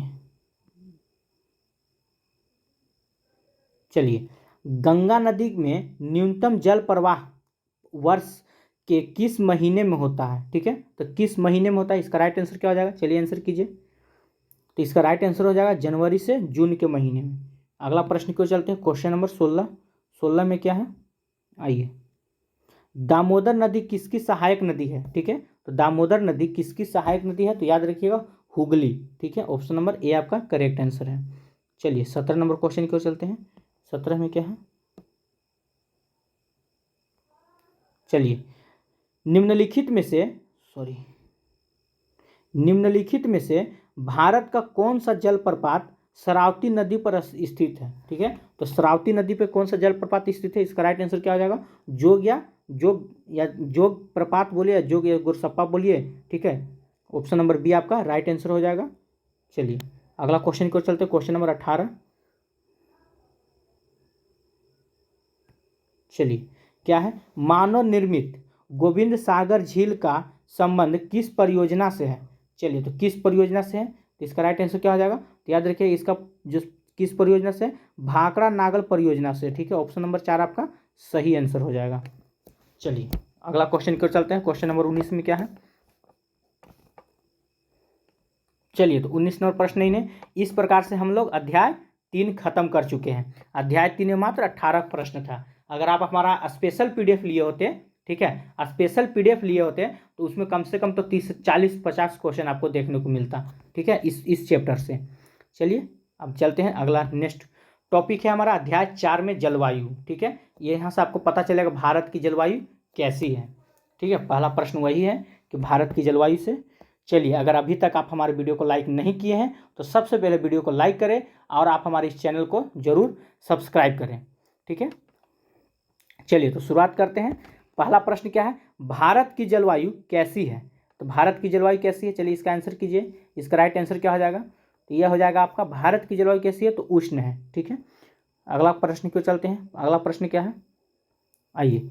आंधियों को किस राज्य में आम की बौछार कहा जाता है? ठीक है, आम की बौछार कहा जाता है। चलिए तो 2 का राइट आंसर क्या हो जाएगा? तो ये हो जाएगा आपका कर्नाटक। कौन से राज्य में? तो कर्नाटक राज्य में। अगला क्वेश्चन की ओर चलते हैं। क्वेश्चन नंबर 3 की ओर। 3 में क्या है, विश्व में सबसे अधिक वर्षा किस राज्य में होती है? ठीक है, तो विश्व में सबसे अधिक वर्षा जो है किस राज्य में, देखिए विश्व की बात कर रहा है, ठीक है। मेघालय में होती है, ठीक है। कहाँ होती है? तो मेघालय में होती है। चलिए अगला क्वेश्चन की ओर चलते हैं। क्वेश्चन नंबर 4 में क्या है कि भारत में भौगोलिक दृष्टि से ऋतुएं मुख्यतः कितने प्रकार की होती है? ठीक है, तो ऋतु मुख्यतः कितने प्रकार की होती हैं? तो 4 प्रकार के होते हैं। चलिए नेक्स्ट क्वेश्चन की ओर चलते हैं। क्वेश्चन नंबर 5 में क्या है, चलिए, सुंदरवन डेल्टा कहाँ स्थित है? ठीक है, तो ये कहाँ स्थित है? तो 5 का राइट आंसर क्या हो जाएगा? तो पश्चिम बंगाल में, ठीक है। चलिए 6 नंबर क्वेश्चन की ओर चलते हैं। चलिए, निम्नलिखित में से कौन सा कारण भारत के उत्तर पश्चिम भाग में शीत ऋतु में होने वाले वर्षा के लिए उत्तरदायी है? ठीक है, तो 6 का राइट आंसर क्या हो जाएगा? ये हो जाएगा आपका पश्चिमी विक्षोभ, ठीक है। चलिए क्वेश्चन नंबर 7 की ओर चलते हैं। 7 में क्या है, आइए। भारत में मानसून के प्रस्फोट यानी कि फटने के लिए निम्नलिखित में से किसे जिम्मेदार माना जाता है? ठीक है, तो 7 का राइट आंसर क्या हो जाएगा, ये हो जाएगा आपका पूर्वी जेट प्रवाह। ठीक है, ऑप्शन नंबर सी आपका करेक्ट आंसर हो जाएगा। चलिए क्वेश्चन नंबर 8 की ओर चलते हैं। 8 में क्या है, भारतीय मानसून की अरब सागर शाखा एवं बंगाल की खाड़ी शाखा मिलती है तो कहाँ पे मिलती है, इसका राइट आंसर क्या हो जाएगा। आइए देखते हैं ऑप्शन क्या क्या दिया हुआ है आपका। चलिए, तो ये आपका 4 ऑप्शन दिया हुआ है, तो कहाँ पे मिलती है, तो इसका राइट आंसर क्या हो जाएगा, तो याद रखिएगा गंगा के मैदान के उत्तर पश्चिम भाग में मिलती है। ऑप्शन नंबर बी आपका करेक्ट आंसर हो जाएगा। चलिए क्वेश्चन नंबर 9 की ओर चलते हैं। 9 में क्या है, आइए, मराठवाड़ा, पुणे और बेंगलुरु में कम वर्षा होने के प्रमुख कारण है, तो प्रमुख कारण क्या है, तो इसका 9 का राइट आंसर क्या हो जाएगा। तो देखिए यह क्षेत्र, ठीक है, यह क्षेत्र पश्चिमी घाट के वृष्टि छाया क्षेत्र में स्थित है, जहाँ भी किसी मतलब कि पर्वत हिम या उस टाइप का अगर वृष्टि छाया में होगा वहाँ वर्षा बहुत कम होता है। ठीक है, याद रखिएगा। चलिए, जैसे कि राजस्थान में आप देख रहे हैं अरावली का जो पर्वत है, ठीक है, वहाँ भी वर्षा कम होती है, क्योंकि वहाँ जो अरावली के जो पर्वत है ना, वो हवा को रोक नहीं पाती है। ठीक है, बादल को रोक नहीं पाती, उसी कारण वहाँ वर्षा कम होती है। खैर, वो जब चैप्टर पढ़ते तो आपको अच्छा समझाते। आइए 10 नंबर क्वेश्चन की ओर चलते हैं। तमिलनाडु में वर्षा होती है, तो तमिलनाडु में वर्षा कैसे होती है, तो इसका राइट आंसर क्या हो जाएगा, तो ये हो जाएगा आपका उत्तरी पूर्वी मानसून पवनों के द्वारा। ये आप एकदम VVI कर दीजिएगा। ठीक है, ये क्वेश्चन को एकदम VVI का होल स्क्वायर लगा दीजिए, कोई शक नहीं है। ठीक है, इसको होल स्क्वायर कर दीजिएगा तो अच्छा रहेगा। बहुत इंपॉर्टेंट क्वेश्चन है, याद रखिएगा। तमिलनाडु में वर्षा होती है तो उत्तरी पूर्वी मानसून पवनों के द्वारा। ठीक है, चलिए क्वेश्चन नंबर 11 की ओर चलते हैं। 11 में क्या है, आइए, भारतीय उपमहाद्वीप में मानसून के निर्वर्तन, ठीक है, का प्रमुख कारण क्या है। ठीक है, तो इसका प्रमुख कारण क्या है, तो इसका राइट आंसर क्या हो जाएगा, तो ये आपका हो जाएगा ऑप्शन नंबर 4, सूर्य का दक्षिणायन होना। ठीक है, चलिए क्वेश्चन नंबर 12 की ओर चलते हैं। 12 में क्या है,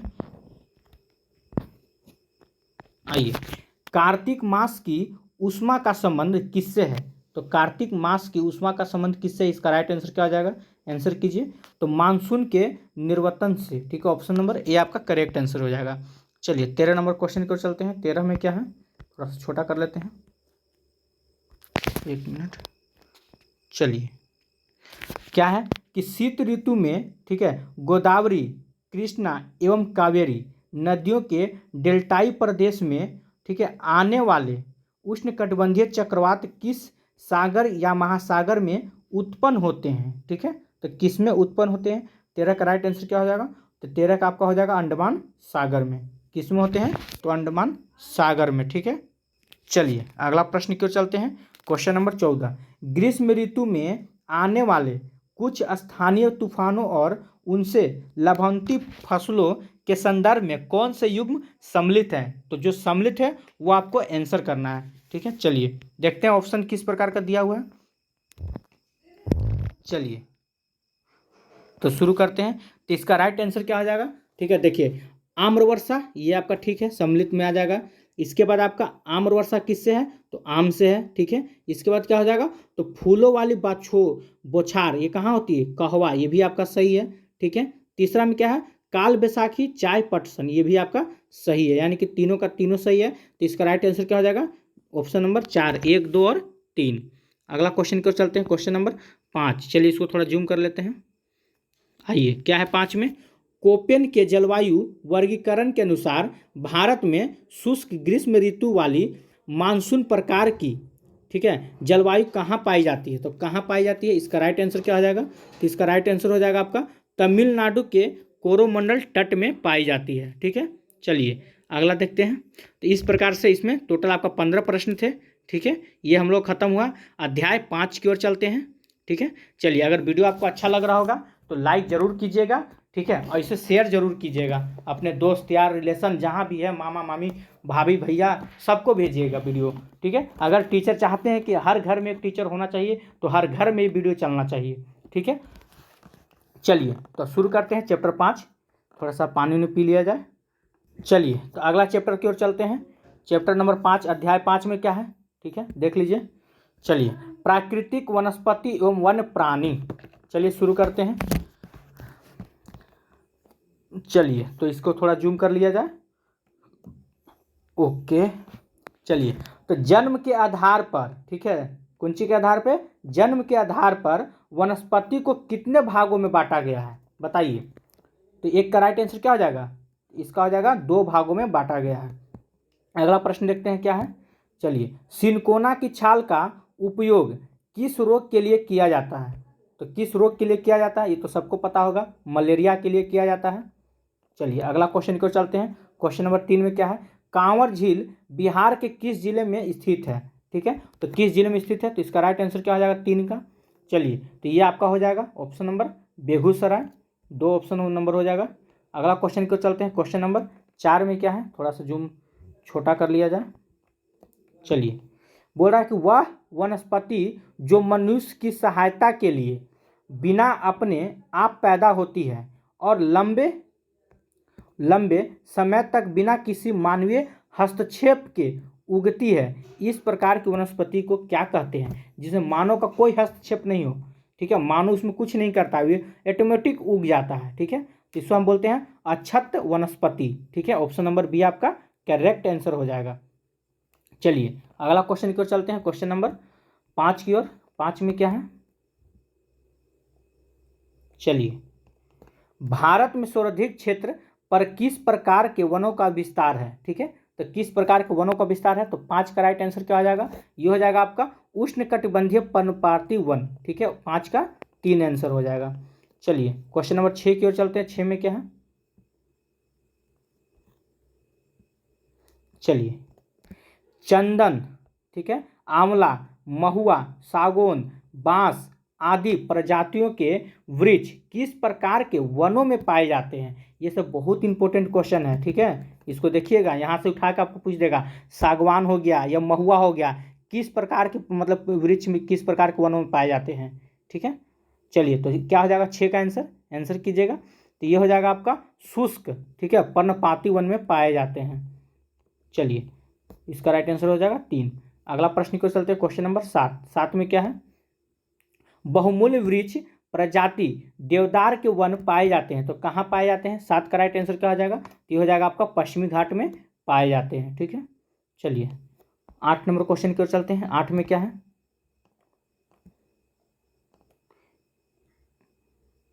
चलिए, थोड़ा सा पूरा नहीं आ पा रहा है, आइए। नीचे दिए गए कथनों में कौन सा कथन सामाजिक वानिकी को परिभाषित करता है। चलिए देखते हैं कौन सा करेगा। तो आपको यहाँ साफ साफ हमें दिख रहा है, आप नहीं समझ पा रहे हैं। पर्यावरणीय, ऑप्शन नंबर 3 को देखिए। ठीक है, इसको आप पढ़िएगा। ठीक है, वीडियो को स्टॉप करके इसको पढ़िए, ऑप्शन नंबर 3 को। पर्यावरणीय, सामाजिक और ग्रामीण विकास में मदद के उद्देश्य से वनों का प्रबंध और सुरक्षा तथा उस पर भूमि पर वनोरोपण, यही आपका राइट आंसर हो जाएगा। ठीक है, तो इसका राइट आंसर क्या हो जाएगा 8 का, तो 8 का हो जाएगा आपका, और राइट आंसर 3 हो जाएगा। चलिए क्वेश्चन नंबर 9 की ओर चलते हैं। 9 में क्या है, आइए, ये विशेष प्रकार के भौतिक और तटीय पारिस्थितिकी तंत्र हैं जिन्हें यूनेस्को के मानव और जैव मंडल के अंतर्गत मान्यता प्राप्त है। ठीक है, तो 9 का राइट आंसर क्या हो जाएगा, ये हो जाएगा 4। ठीक है, जैव मंडल निश्चय। अगला क्वेश्चन की ओर चलते हैं, क्वेश्चन नंबर 10 की ओर। 10 में क्या है, भारत का पहला जैव मंडल निश्चय कौन सा है। ठीक है, तो 10 का राइट आंसर क्या हो जाएगा, ये हो जाएगा आपका मानस जैव मंडल निश्चय। ठीक है, 10 का 4 आपका राइट आंसर हो जाएगा। 11 नंबर क्वेश्चन की ओर आते हैं। चलिए 11 नंबर में क्या है, आइए, नोकरेक जैव मंडल निश्चय मेघालय की निम्नलिखित में से किन पहाड़ियों का हिस्सा है। चलिए, तो इसका राइट आंसर क्या हो जाएगा, चलिए 11 का आपका हो जाएगा, ठीक है, गारो का हिस्सा है। 12 नंबर प्रश्न क्यों चलते हैं। चलिए, तो इस प्रकार से हम लोग चैप्टर 5 भी खत्म कर चुके हैं। आज का जो अब चैप्टर होने जा रहा है अध्याय 6, ठीक है, जनसंख्या से देखते हैं कितने प्रश्न आपके बनते हैं इंपॉर्टेंट। आइए, चलिए, भारत में सर्वप्रथम जनगणना कब हुई थी। तो भारत में सर्वप्रथम जनगणना कब हुआ था, इसका राइट आंसर क्या हो जाएगा 1872 में। और कभी कभी पूछ देगा किसके शासनकाल में हुआ था। ठीक है, तो लॉर्ड मेयो के शासनकाल में, याद रखिएगा, लॉर्ड मेयो के शासनकाल में भारत में प्रथम जनगणना हुआ था। ठीक है, चलिए अगला क्वेश्चन को चलते हैं। क्या है कि 2011 की जनगणना के अनुसार भारत का लिंगानुपात है तो कितना है, तो 2 का राइट आंसर क्या हो जाएगा, 943 है। अगला प्रश्न की ओर चलते हैं। क्वेश्चन नंबर 3 क्या है, जनसंख्या के अध्ययन को क्या कहते हैं, तो जनसंख्या के अध्ययन को क्या कहते हैं, 3 का राइट आंसर क्या हो जाएगा, तो ये हो जाएगा आपका डेमोग्राफी कहते हैं। ठीक है, चलिए अगला क्वेश्चन रखते हैं। लीजिए, तो ये आपका था जनसंख्या से मात्र कितना, तो मात्र 3 क्वेश्चन। ठीक है, यही अगर आप पीडीएफ हमारा स्पेशल पीडीएफ देखे होते तो जनसंख्या से 30-40 क्वेश्चन आपको मिलता। ठीक है, तो यहाँ से मात्र आपका 3 क्वेश्चन ही निकला। चलिए अब चलते हैं अध्याय 7 की ओर। क्या है, तो भारत के पड़ोसी देश। आइए, भारत के पड़ोसी देश, भारत के कितने पड़ोसी देश हैं, याद है 7 पड़ोसी देश हैं। आइए देखते हैं इसमें क्या क्या है। पहला प्रश्न है, पशुपतिनाथ मंदिर कहाँ स्थित है। ठीक है, तो पशुपतिनाथ मंदिर कहाँ स्थित है, तो 1 का राइट आंसर क्या हो जाएगा, ये हो जाएगा आपका नेपाल में। ठीक है, अगला प्रश्न की ओर चलते हैं। क्वेश्चन नंबर 2 में क्या है, चलिए देखिए, इसमें टोटल हम लोग 500 क्वेश्चन को कवर करने वाले हैं, लेकिन पार्ट 1 में जो होगा, ठीक है, PART पार्ट 1 में हम लोग 250 को कवर करने वाले हैं। ठीक है, 250 प्रश्न को, क्योंकि अगर हम 500 क्वेश्चन हम तो करवा सकते हैं, आप कवर नहीं कर पाइएगा, आप भगा भगा के देख लीजिएगा। इससे अच्छा है कि 1 घंटा 20 मिनट का वीडियो होगा, आप कोई भी टाइम में अगर ज्योग्राफी से चाहते हैं कि कम से कम 4-5 क्वेश्चन आपसे बने, ठीक है, तो इतना भी अगर 500 क्वेश्चन को कवर कर लेते ना, तो 4-5 क्या, हम तो बोले 10-15 क्वेश्चन आपका बन जाएगा। बहुत इंपॉर्टेंट है ये वीडियो आपके लिए। ठीक है, तो इसलिए थोड़ा सा टाइम निकालिए, ये नहीं कि वीडियो को आप जल्दी जल्दी पार करके देख लीजिए, स्किप कर लीजिए, हमें उससे कोई प्रॉब्लम नहीं है। आप क्या सीख सकते हैं वो देखिए। अगर आप आपके पास इतना टाइम है तो क्या कीजिए, इसका नोट्स तैयार कर लीजिए। 1 लाइन में क्वेश्चन, अब 1 लाइन में आंसर लिख लेवल कीजिए, चैप्टर बाय चैप्टर। देख रहे 3 गो 4 गो 10 गो 20 गो, हार्डली से हार्डली 15 या 20 गो क्वेश्चन है। क्या लगेगा, 1 दिन या 2 दिन समय आपका बर्बाद होगा। बैठकर एक कॉपी बना लीजिए, चैप्टर बाय चैप्टर सब कॉपी में आंसर लिख लीजिए और उसको पढ़ते रहिए आराम से। अगर वैसे भी पढ़ सकते हैं, नहीं तो आप फिर आप बार वीडियो देखिए। ठीक है, लेकिन हम मन से देखिए, ये नहीं कि बिना मन का देख रहे हैं, कहीं मन किया तो देखिए, कभी नहीं किया। जब भी देखिए तो कम से कम 1 घंटा जरूर देखिए, इसके पीछे टाइम देना होगा। ऐसे ही नहीं आप 40-50 हज़ार रुपया कमाइएगा, 1 महीना का तैयारी में आप क्या बन जाइएगा ना, आप कभी सोचे भी नहीं होंगे। टीचर तो बनबे कीजिएगा, कितना सपना आपके पीछे पीछे जो आपके बाल बच्चे सपना देख रहा है ना, वो भी पूरा हो सकता है। बस आपका 1 महीना, अब प्रत्येक दिन 1 घंटा, ज़्यादा नहीं, आपका 1 महीना आप टाइम दीजिए, अब प्रत्येक दिन 1 घंटा टाइम दीजिए हमारे वीडियो के पीछे। कोशिश तो कीजिए। अगर प्रश्न यहाँ से लड़ गया तो सोचिए क्या होगा। आप इसको पढ़ रहे हैं, प्रश्न यहीं से पूछ लिया तो फाड़ के रख दीजिएगा बीपीएससी को। एक एक क्वेश्चन का जवाब होगा आपके पास। ठीक है, ईंट का जवाब पत्थर से देंगे, कहाँ से पूछेगा बीपीएससी। हम लोग भी तो देखें, चैप्टर बाय चैप्टर पढ़ रहे हैं। इसके बाद क्या होगा ना कि नहीं होगा तो फिर घटना चक्र चलाया जाएगा, लास्ट में ना घटना चक्र चलेगा, हिस्ट्री या ज्योग्राफी का जो बीपीएससी पीसीएस लेवल में जो पूछा जाता है ना, उसका हम लोग घटना चक्र चलाएंगे। लेकिन पहले क्या करना, पहले हम लोग को बेस मजबूत करना है। पहले आप 9-10 का टीचर बन रहे तो पहले 9-10 को ख़त्म कीजिए, 11-12 को ख़त्म कीजिए, इसके बाद ना ऊपर बढ़िएगा। या आप अभी से घटना चक्र पढ़ना शुरू कर दीजिएगा। मालूम चला कि आप घटना चक्र पढ़ते रह गए, अब बच्चा लोग इधर पढ़ के रिजल्ट निकाल लिया 9th-10th। तो ऊपर की सपना देखिएगा, लेकिन पहले आप अपना बेस को मजबूत कीजिए। ये सब आपका बेस है, जब तक ये मजबूत नहीं होगा तो फिर आप कुछ नहीं कर पाइएगा। तो कोशिश कीजिए 1 महीना, ज़्यादा नहीं, नवंबर भर आपको पढ़ना है, दिसंबर में तो परीक्षा है। सुनने में ऐसा आ रहा था कि अतुल प्रसाद जी या कोई मतलब कि बोल रहे थे कि 2 से लेकर 5 दिसंबर तक होने वाला है। तो आप मान के चलिए कि आपके पास नवंबर भर ही समय है। तो जितना मेहनत कर सकते हैं, मात्र 1 महीना मेहनत आपको करना है, समझें। चलिए शुरुआत करते हैं, ज़्यादा हम आपका समय बर्बाद नहीं करेंगे। चलिए आइए देखते हैं क्वेश्चन नंबर कहाँ थे हम लोग। हाँ, 2 नंबर क्वेश्चन की ओर चलते हैं। नेपाल की सीमा भारत के किस राज्य से मिलती है। ठीक है, तो नेपाल की सीमा भारत के किस राज्य से मिलती है, तो याद रखिएगा ये सिक्किम से मिलती है। चलिए 3 नंबर क्वेश्चन की ओर चलते हैं। 3 नंबर में क्या है, आइए, भारत के 1 मिनट, चलिए थोड़ा सा छोटा करना पड़ जाएगा, इस बहुत बड़ा है ऑप्शन इसका। चलिए, भारत के 7 पड़ोसी देश कौन कौन है। लीजिए, अभी हम आपको बात कर रहे थे कि भारत के कितने पड़ोसी देश है, तो 7 पड़ोसी देश है। तो 7 पड़ोसी देश कौन कौन से हैं, उसका नाम आपको दिया हुआ है। चलिए देखते हैं क्या क्या है। पाकिस्तान है, बिल्कुल है। अफगानिस्तान है, बिल्कुल है। नेपाल है, चीन है, भूटान है, म्यांमार है, भारत है। तो भाई भारत का तो आपसे पूछ ही रहा है, तो भारत क्यों इसमें शामिल होगा।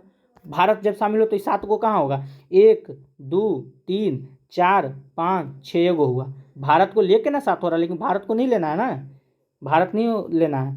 चलिए दूसरा नंबर देखते हैं, ये ऑप्शन क्या हुआ आपका, ये गलत हो गया। आइए दूसरा चेक करते हैं, पाकिस्तान है, अफगानिस्तान है, नेपाल है, चीन है, भूटान है, रूस है। रूस आपका पड़ोसी देश में नहीं है, ये भी ऑप्शन आपका गलत हो गया। पाकिस्तान है, अफगानिस्तान है, नेपाल है, चीन है, भूटान है, म्यांमार है, बांग्लादेश है, ये आपका सही आंसर है। ये आपका सब सातों का सातों क्या है, ये भारत का पड़ोसी देश है। ठीक है, तो इसका राइट आंसर क्या हो जाएगा, चलिए तो इसका राइट आंसर हो जाएगा ये ऑप्शन नंबर 3। चलिए अब अगला क्वेश्चन की ओर चलते हैं, क्वेश्चन नंबर 4 की ओर। आइए 4 में क्या है, चलिए पाकिस्तान के साथ सीमा साझा करने वाले कितने राज्य हैं। ठीक है, तो पाकिस्तान के साथ सीमा साझा करने वाले कितने राज्य हैं, 4 का राइट आंसर क्या हो जाएगा, तो ये आपका 1 हो जाएगा, यानी कि 5 ऐसे राज्य हैं जो पाकिस्तान के साथ सीमा साझा करते हैं। ठीक है, ये सब हम बता चुके हैं कौन कौन है। आप अगर स्पेशल मतलब PDF लीजिएगा तो ठीक है, और नहीं तो आप पीछे का वीडियो उठा के देखिए, उसमें सब बताया हुआ है। चलिए अगला क्वेश्चन की ओर चलते हैं, क्वेश्चन नंबर 5 में क्या है, अफगानिस्तान के साथ सीमा साझा करने वाला एकमात्र राज्य कौन सा है। ठीक है, तो कौन सा एकमात्र राज्य है, तो ये आपका हो जाएगा लद्दाख हो जाएगा। चलिए 6 नंबर क्वेश्चन की ओर चलते हैं, भारत का सबसे कम सीमा साझा किससे देश के साथ करता है, बोलो किस देश के साथ करता है सबसे कम, तो 6 का आंसर क्या हो जाएगा, तो ये आपका राइट आंसर हो जाएगा, अफगानिस्तान के साथ सबसे कम करता है। चलिए तो इस प्रकार से आपका भारत का पड़ोसी देश से मात्र 6 क्वेश्चन, अगर आप मेरा वीडियो देखते हैं ना तो 7 पड़ोसी देश है, एक पड़ोसी देश से ना 20 क्वेश्चन उठाया हुआ है, एक पड़ोसी देश से 20 सात पड़ोसी देश है, तो आप गुना कर लीजिए 7 गुने 20 यानी कि 140 क्वेश्चन इस चैप्टर से खाली निकल जाता, स्पेशल PDF लेते तो। चलिए खैर कोई बात नहीं, आप इतना भी कवर करके जाइए, बहुत बढ़िया होगा। चलिए अगला है आपका अध्याय 8। अध्याय 8 में क्या है, मानचित्र और अध्ययन, मानचित्र का अध्ययन करने वाले हैं इसमें हम लोग। चलिए तो करते हैं, क्या है पहला क्वेश्चन, मापक के प्रकार हैं, तो मापक के कितने प्रकार हैं, तो मापक के 2 प्रकार हैं, इसका राइट आंसर हो जाएगा। अगला क्वेश्चन देखते हैं, क्या है, निम्न में कौन सा अंतर्राष्ट्रीय मापक का उदाहरण है, तो कौन सा अंतर्राष्ट्रीय मापक का उदाहरण, 2 का राइट आंसर क्या हो जाएगा, तो ये हो जाएगा कोई नहीं, इनमें से आपका कोई नहीं राइट आंसर हो जाएगा, ऑप्शन दिया ही नहीं है। चलिए 2 हो गया, यानी कि इसमें आप मात्र 2 ही क्वेश्चन था। अध्याय 9 की ओर चलते हैं, क्या है, एक मिनट, चलिए क्षेत्रीय अध्ययन, तो क्षेत्रीय अध्ययन में हम लोग क्या क्या पढ़ने वाले हैं, देखिए भूमिगत जल स्तर में गिरावट का कारण क्या है, तो गिरावट का कारण क्या है, तो 1 का राइट आंसर क्या हो जाएगा, तो जनसंख्या, ये भी आपका ठीक है, उद्योग ये भी ठीक है, कृषि ये भी ठीक है, यानी कि इनमें से सभी आपका आंसर हो जाएगा। ठीक है, चलिए अगला क्वेश्चन की ओर चलते हैं, प्रदूषण के प्रकार कौन से हैं, तो प्रदूषण के कितने प्रकार होते हैं, देखते हैं, मृदा प्रदूषण होता है, तो बिल्कुल होता है, वायु प्रदूषण ये भी होता है, ध्वनि प्रदूषण ये भी होता है, यानी कि उपयुक्त में से सभी। ठीक है, चलिए ये 2 क्वेश्चन आपका खत्म हो गया, किससे, तो क्षेत्रीय अध्ययन से। चलिए आप देखते हैं अगला पॉइंट की ओर चलते हैं। चलिए तो इस प्रकार से हम लोग चैप्टर क्लास 9th का टोटल 9 चैप्टर को ख़त्म कर दिए हैं। अब हम लोग क्लास 10th का, ठीक है, चैप्टर बाय चैप्टर MCQ देखने जा रहे हैं। अगर अभी तक आप हमारे वीडियो को लाइक नहीं किए हैं तो लाइक कर लीजिए, इस चैनल को सब्सक्राइब नहीं किए हैं तो पहले जाकर उसको सब्सक्राइब कर लीजिए। अगर आप चाहते हैं हमारे टेलीग्राम ग्रुप में जुड़ना तो यहाँ डिस्क्रिप्शन में आपको टेलीग्राम का ग्रुप का लिंक दिया हुआ है, वहाँ से आप टेलीग्राम व्हाट्सएप ग्रुप में भी जुड़ सकते हैं। ठीक है, लड़कियों के लिए एक अलग से एक ग्रुप बनाया गया है, अगर आप चाहते हैं कि अगर उसमें आपको जुड़ने के लिए तो एक नंबर दिया जा रहा है, इस नंबर पर आप SMS करके आप उसमें ज्वाइन हो सकते हैं। नंबर लिख लीजिएगा 91 42 650 549। ठीक है, इस नंबर पे आप मैसेज करके ग्रुप में ज्वाइन हो सकते हैं, यह व्हाट्सएप नंबर है, सिर्फ आपको हेलो हाय करना है।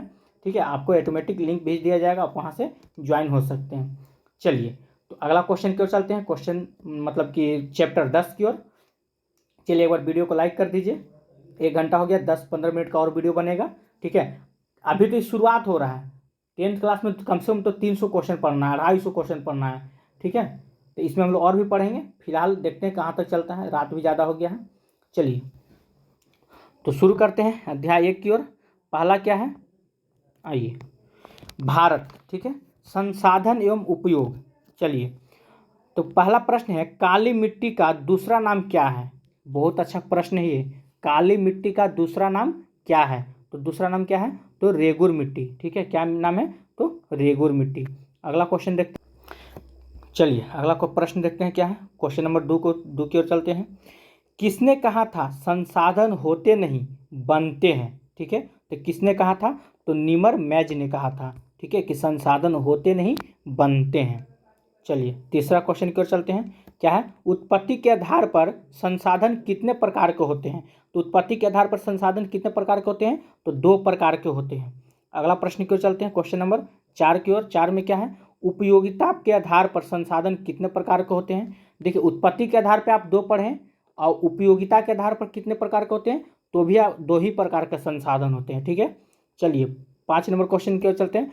स्वामित्व के आधार पर संसाधन कितने प्रकार के होते हैं? तो स्वामित्व के आधार पर पूछे तब ये 4 प्रकार के होते हैं, ठीक है, याद रखिएगा। चलिए 6 नंबर क्वेश्चन की ओर चलते हैं। क्या है? विकास की स्थिति के आधार पर संसाधन कितने प्रकार के होते हैं? तो विकास की स्थिति के आधार पर अगर बात करें तो ये टोटल 4 प्रकार के संसाधन होते हैं। अगला प्रश्न की ओर चलते हैं। क्वेश्चन नंबर 7 में चलिए क्या है कि सौर ऊर्जा किस प्रकार का संसाधन है? ठीक है, तो ये किस प्रकार का संसाधन है? तो 7 का आंसर क्या हो जाएगा? नवीकरणीय संसाधन है, ठीक है। चलिए 8 नंबर क्वेश्चन की ओर चलते हैं। 8 में क्या है कि तट रेखा से कितने किलोमीटर क्षेत्र सीमा अपवर्जक आर्थिक क्षेत्र कहलाते हैं? ठीक है, तो 8 का राइट आंसर क्या हो जाएगा? तो 200 किलोमीटर कितने कहलाते हैं? तो 200 किलोमीटर कहलाते हैं। चलिए 9 नंबर क्वेश्चन की ओर चलते हैं। कोयला किस प्रकार का संसाधन है? तो कोयला किस प्रकार का संसाधन है? तो ये हो जाएगा अनवीकरणीय संसाधन। नवीकरणीय और अनवीकरणीय समझते हैं? अगर समझते हो तो अच्छी बात है, बहुत से स्टूडेंट समझते हुए हैं। जिसको हम दोबारा उत्पन्न कर सके, याद रखिए, जिसको हम दोबारा उत्पन्न कर सके या बना सके उसे हम नवीकरणीय संसाधन कहते हैं। उसे हम क्या कहते हैं? तो नवीकरणीय संसाधन कहते हैं, ठीक है। देख लीजिएगा फिर से, जिसको आप दोबारा उत्पन्न कर सकते हैं उसे आप नवीकरणीय संसाधन कहते हैं, ठीक है। और जिसको आप दोबारा उत्पन्न नहीं कर सकते हैं या जो खत्म हो जाएगा, दोबारा नहीं बन पाएगा, उसमें समय लगेगा, उस क्या हो जाएगा? अनवीकरणीय संसाधन, शॉर्ट में परिभाषा के रूप में, ठीक है। ऐसे तो बहुत अच्छा सा परिभाषा होता है, आपको एक सिंपल ट्रिक के माध्यम से बता दिया गया है, ठीक है।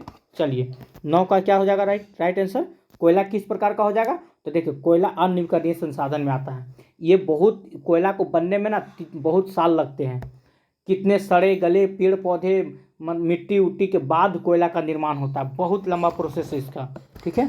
चलिए 10 नंबर क्वेश्चन की ओर चलते हैं। क्वेश्चन नंबर 10 में क्या है? आइए 10 में क्या है? तो डाकुओं की अर्थव्यवस्था का संबंध किससे है? ठीक है, तो डाकुओं की अर्थव्यवस्था का संबंध किससे है? ये हो जाएगा संसाधन के दोहन से। ऑप्शन नंबर 2 आपका राइट आंसर हो जाएगा। 11 नंबर क्वेश्चन की ओर चलते हैं। 11 में क्या है कि प्रथम पृथ्वी सम्मेलन कब और कहाँ आयोजित हुआ था? तो प्रथम पृथ्वी सम्मेलन कब और कहाँ आयोजित हुआ था? तो इसका राइट आंसर क्या हो जाएगा? तो 1992 में रियो में हुआ था। रियो कहाँ पड़ता है? तो ब्राज़ील में, याद रखिएगा 1992 में रियो कहाँ पड़ता है? तो ब्राज़ील में। अगला प्रश्न की ओर चलते हैं। क्वेश्चन नंबर 12 की ओर। 12 में क्या है? द्वितीय पृथ्वी सम्मेलन कब और कहाँ हुआ था? पहला हुआ 1992 में, कहाँ? तो रियो कहाँ पड़ता है? तो ब्राज़ील में। अब आपसे यहाँ दूसरा पूछ रहा है, तो दूसरा कहाँ हुआ था? तो 1997 में, याद रखिएगा 1997 में कहाँ हुआ था? तो न्यूयॉर्क में हुआ था। न्यूयॉर्क कहाँ पड़ता है? तो यूएसए में, ठीक है, कहाँ पड़ता है? तो यूएसए में। चलिए अगला क्वेश्चन को चलते हैं। क्वेश्चन नंबर 13 की ओर। देखिए तृतीय पृथ्वी सम्मेलन कब और कहाँ आयोजित हुआ था? ये तीनों में से ये तो बहुत इंपॉर्टेंट है, तीनों पढ़ लीजिएगा, शायद एक क्वेश्चन पूछ लिया जाए आपसे, ठीक है। तो याद रखिएगा 2002 में, कहाँ? तो जोहान्सबर्ग में हुआ था, ठीक है। चलिए अगला क्वेश्चन की ओर चलते हैं। क्वेश्चन नंबर 14 की ओर। 14 में क्या है? क्योटो सम्मेलन का मुख्य उद्देश्य क्या था? ठीक है, तो 14 का राइट आंसर क्या हो जाएगा? ग्लोबल वार्मिंग से, ठीक है। 14 का 2 आंसर हो जाएगा। अगला प्रश्न की ओर चलते हैं। 2 नंबर में क्या है? 15 में ग्लोबल वार्मिंग का घटक कौन सा नहीं है? तो कौन नहीं पूछ रहा है? तो नाइट्रोजन नहीं है, ठीक है। 15 का 1 आंसर हो जाएगा। चलिए 16 नंबर क्वेश्चन की ओर चलते हैं। विश्व पर्यावरण दिवस कब मनाया जाता है? तो विश्व पर्यावरण दिवस कब मनाया जाता है? इसको सबको पता होगा, 5 जून को मनाया जाता है, ठीक है।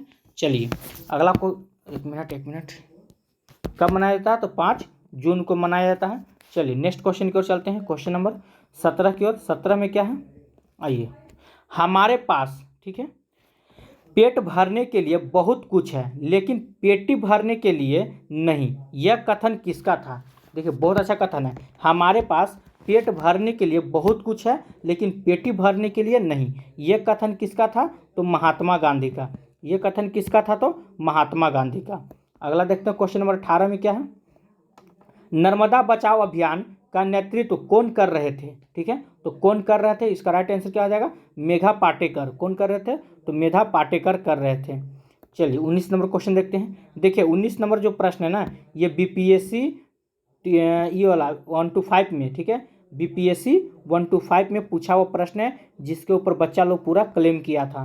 ठीक है, यही 19 नंबर प्रश्न को क्या है। देखिए चिपको आंदोलन के प्रणेता कौन थे? ठीक है, तो चिपको आंदोलन के प्रणेता कौन थे? तो 19 का राइट आंसर क्या हो जाएगा? तो इसका राइट आंसर हो जाएगा सुंदरलाल बहुगुणा। लेकिन वहाँ आंसर कुछ और दे रहा था। ठीक है, लेकिन फिर बाद में बीपीएससी इसको सुधार कर अपना सही आंसर दिया सुंदरलाल बहुगुणा को ही।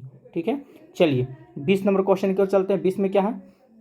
देखिए समुद्री सीमा क्षेत्र से राजनीतिक सीमा के अंदर कितने किलोमीटर तक राष्ट्रीय आपदा निहित है? ठीक है, तो कितने किलोमीटर तक है निहित है? तो इसका राइट आंसर क्या हो जाएगा? 200 किलोमीटर तक। ठीक है, चलिए अगला क्वेश्चन की ओर चलते हैं। क्वेश्चन नंबर 21 में क्या है? मनुष्य वनस्पति जात एवं प्राणी जात किस प्रकार के संसाधन है? ठीक है, तो ये किस प्रकार के संसाधन है? तो जैव संसाधन है। ठीक है, ऑप्शन नंबर सी हो जाएगा आपका राइट आंसर। चलिए 22 नंबर क्वेश्चन की ओर चलते हैं। 22 में क्या है? आइए, एजेंडा 21 घोषणा का संबंध निम्नलिखित में से किस सम्मेलन से है? तो किस सम्मेलन से है? इसका राइट आंसर क्या हो जाएगा? तो पृथ्वी शिखर वार्ता रियो डी जेनेरो से संबंधित है। ठीक है, चलिए 23 नंबर क्वेश्चन की ओर चलते हैं। 23 में आपका क्या है? आइए, तो ब्रेटलैंड आयोग रिपोर्ट का संबंध किससे है? ठीक है, तो 23 का राइट आंसर क्या हो जाएगा? तो ये हो जाएगा आपका सतत पोषणीय विकास से है। ठीक है, चलिए अगला क्वेश्चन की ओर चलते हैं। 24 नंबर क्वेश्चन की ओर। 24 में क्या है? निम्नलिखित में से कौन सी मानवीय क्रियाएं भूमि निम्नीकरण के लिए उत्तरदायी है? ठीक है, तो कौन सा है? चलिए देखते हैं इसका राइट आंसर क्या हो जाएगा। तो इसका राइट आंसर क्या क्या हो जाएगा? चलिए आपको ऐसे चुनना है। ठीक है, आइए देखते हैं क्या है। चलिए तो पहला में क्या है? वर्णमूलन, क्या ये सही है? तो ये भी आपका ठीक है। खनन, ये भी ठीक है। अत्यधिक सिंचाई, ये भी ठीक है। अति पशुचारण, ये भी ठीक है। यानी कि आपका सभी का सभी सही है, यानी कि उपयुक्त में से सभी हो जाएगा। ठीक है, चलिए अगला प्रश्न की ओर चलते हैं। Question number 25। 25 में क्या है? इस प्रकार की मुद्राएं, ठीक है, दक्कन पठार बेसाल्ट क्षेत्र के उत्तर पश्चिमी भागों में पाई जाती है और लावाजनक शैलों में बनी है, तो उपयुक्त विकर्ण में से मृदा से संबंधित है, तो क्या है? तो 25 का राइट आंसर क्या हो जाएगा? कौन सी मिट्टी हो जाएगा? तो काली मिट्टी। ठीक है, ऑप्शन नंबर 3 आपका सही हो जाएगा। आइए 26 नंबर क्वेश्चन की ओर आप चलते हैं। 26 में क्या है? चलिए, लेटेराइट मृदा के संबंध में कौन सा कथन असत्य है? ठीक है, आपको असत्य बताना है। चलिए देखते हैं। तो क्या है? इस प्रकार के हुमस अत्यधिक मात्रा में पाई जाती है, यही आपका असत्य है। ठीक है, यानी कि इसका राइट आंसर क्या हो जाएगा? ऑप्शन नंबर आपका ए सही हो जाएगा। अगला क्वेश्चन की ओर चलते हैं। क्वेश्चन नंबर 27 में क्या है? आइए, पंजाब में भूमि, ठीक है, निम्नीकरण का निम्नलिखित में से मुख्य कारण क्या है? तो मुख्य कारण क्या है? 27 का राइट आंसर क्या हो जाएगा? अधिक सिंचाई। ठीक है, क्या है? अधिक सिंचाई इसका राइट आंसर हो जाएगा। अगला प्रश्न की ओर चलते हैं 28 नंबर में। 28 में क्या है?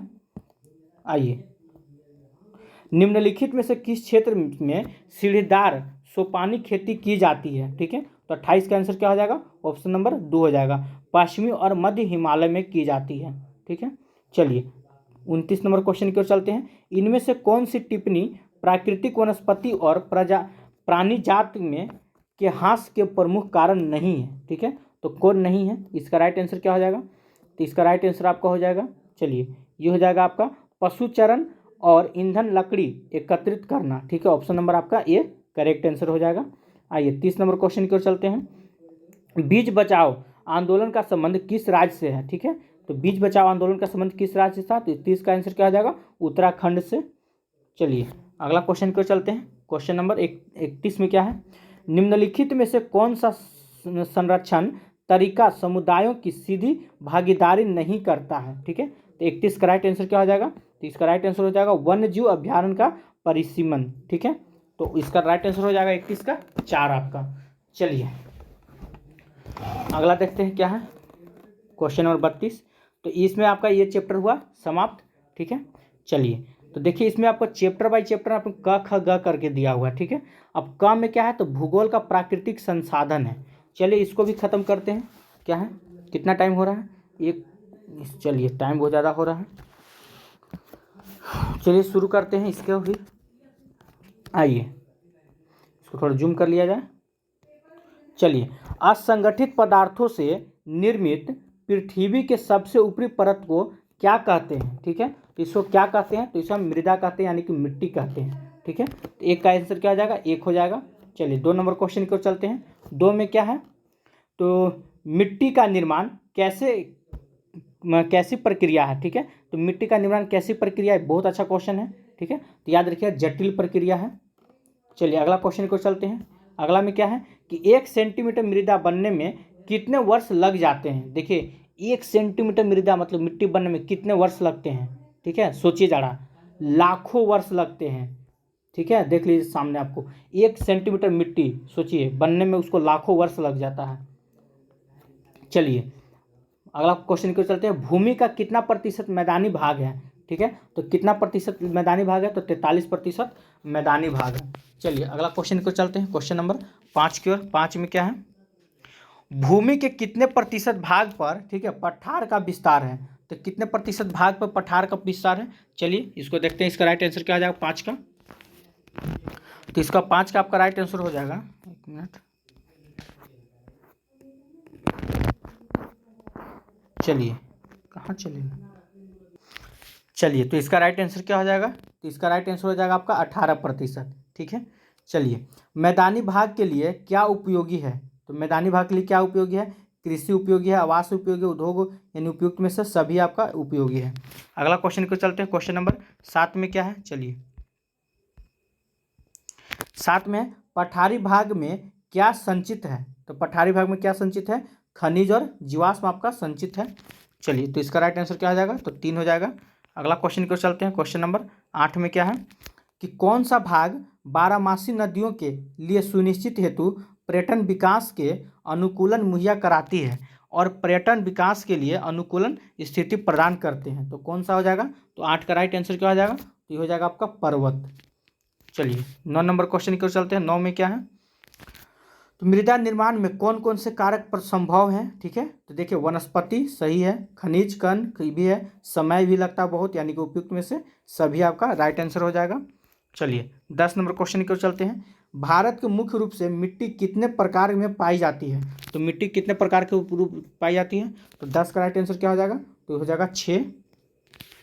11 नंबर क्वेश्चन देखते हैं। नदियों के जल के द्वारा, ठीक है, लाई गई मिट्टी क्या कहलाती है। तो 11 का राइट आंसर क्या हो जाएगा, जलोढ़ हो जाएगा।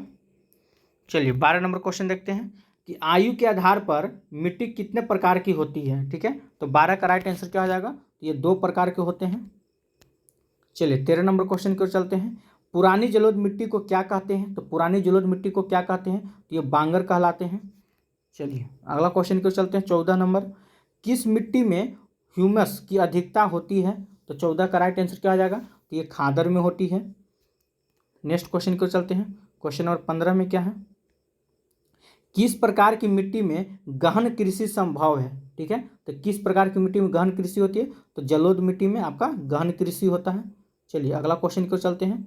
क्वेश्चन नंबर 14 की ओर, सॉरी 15 16 की ओर चलते हैं। 16 में क्या है, आइए,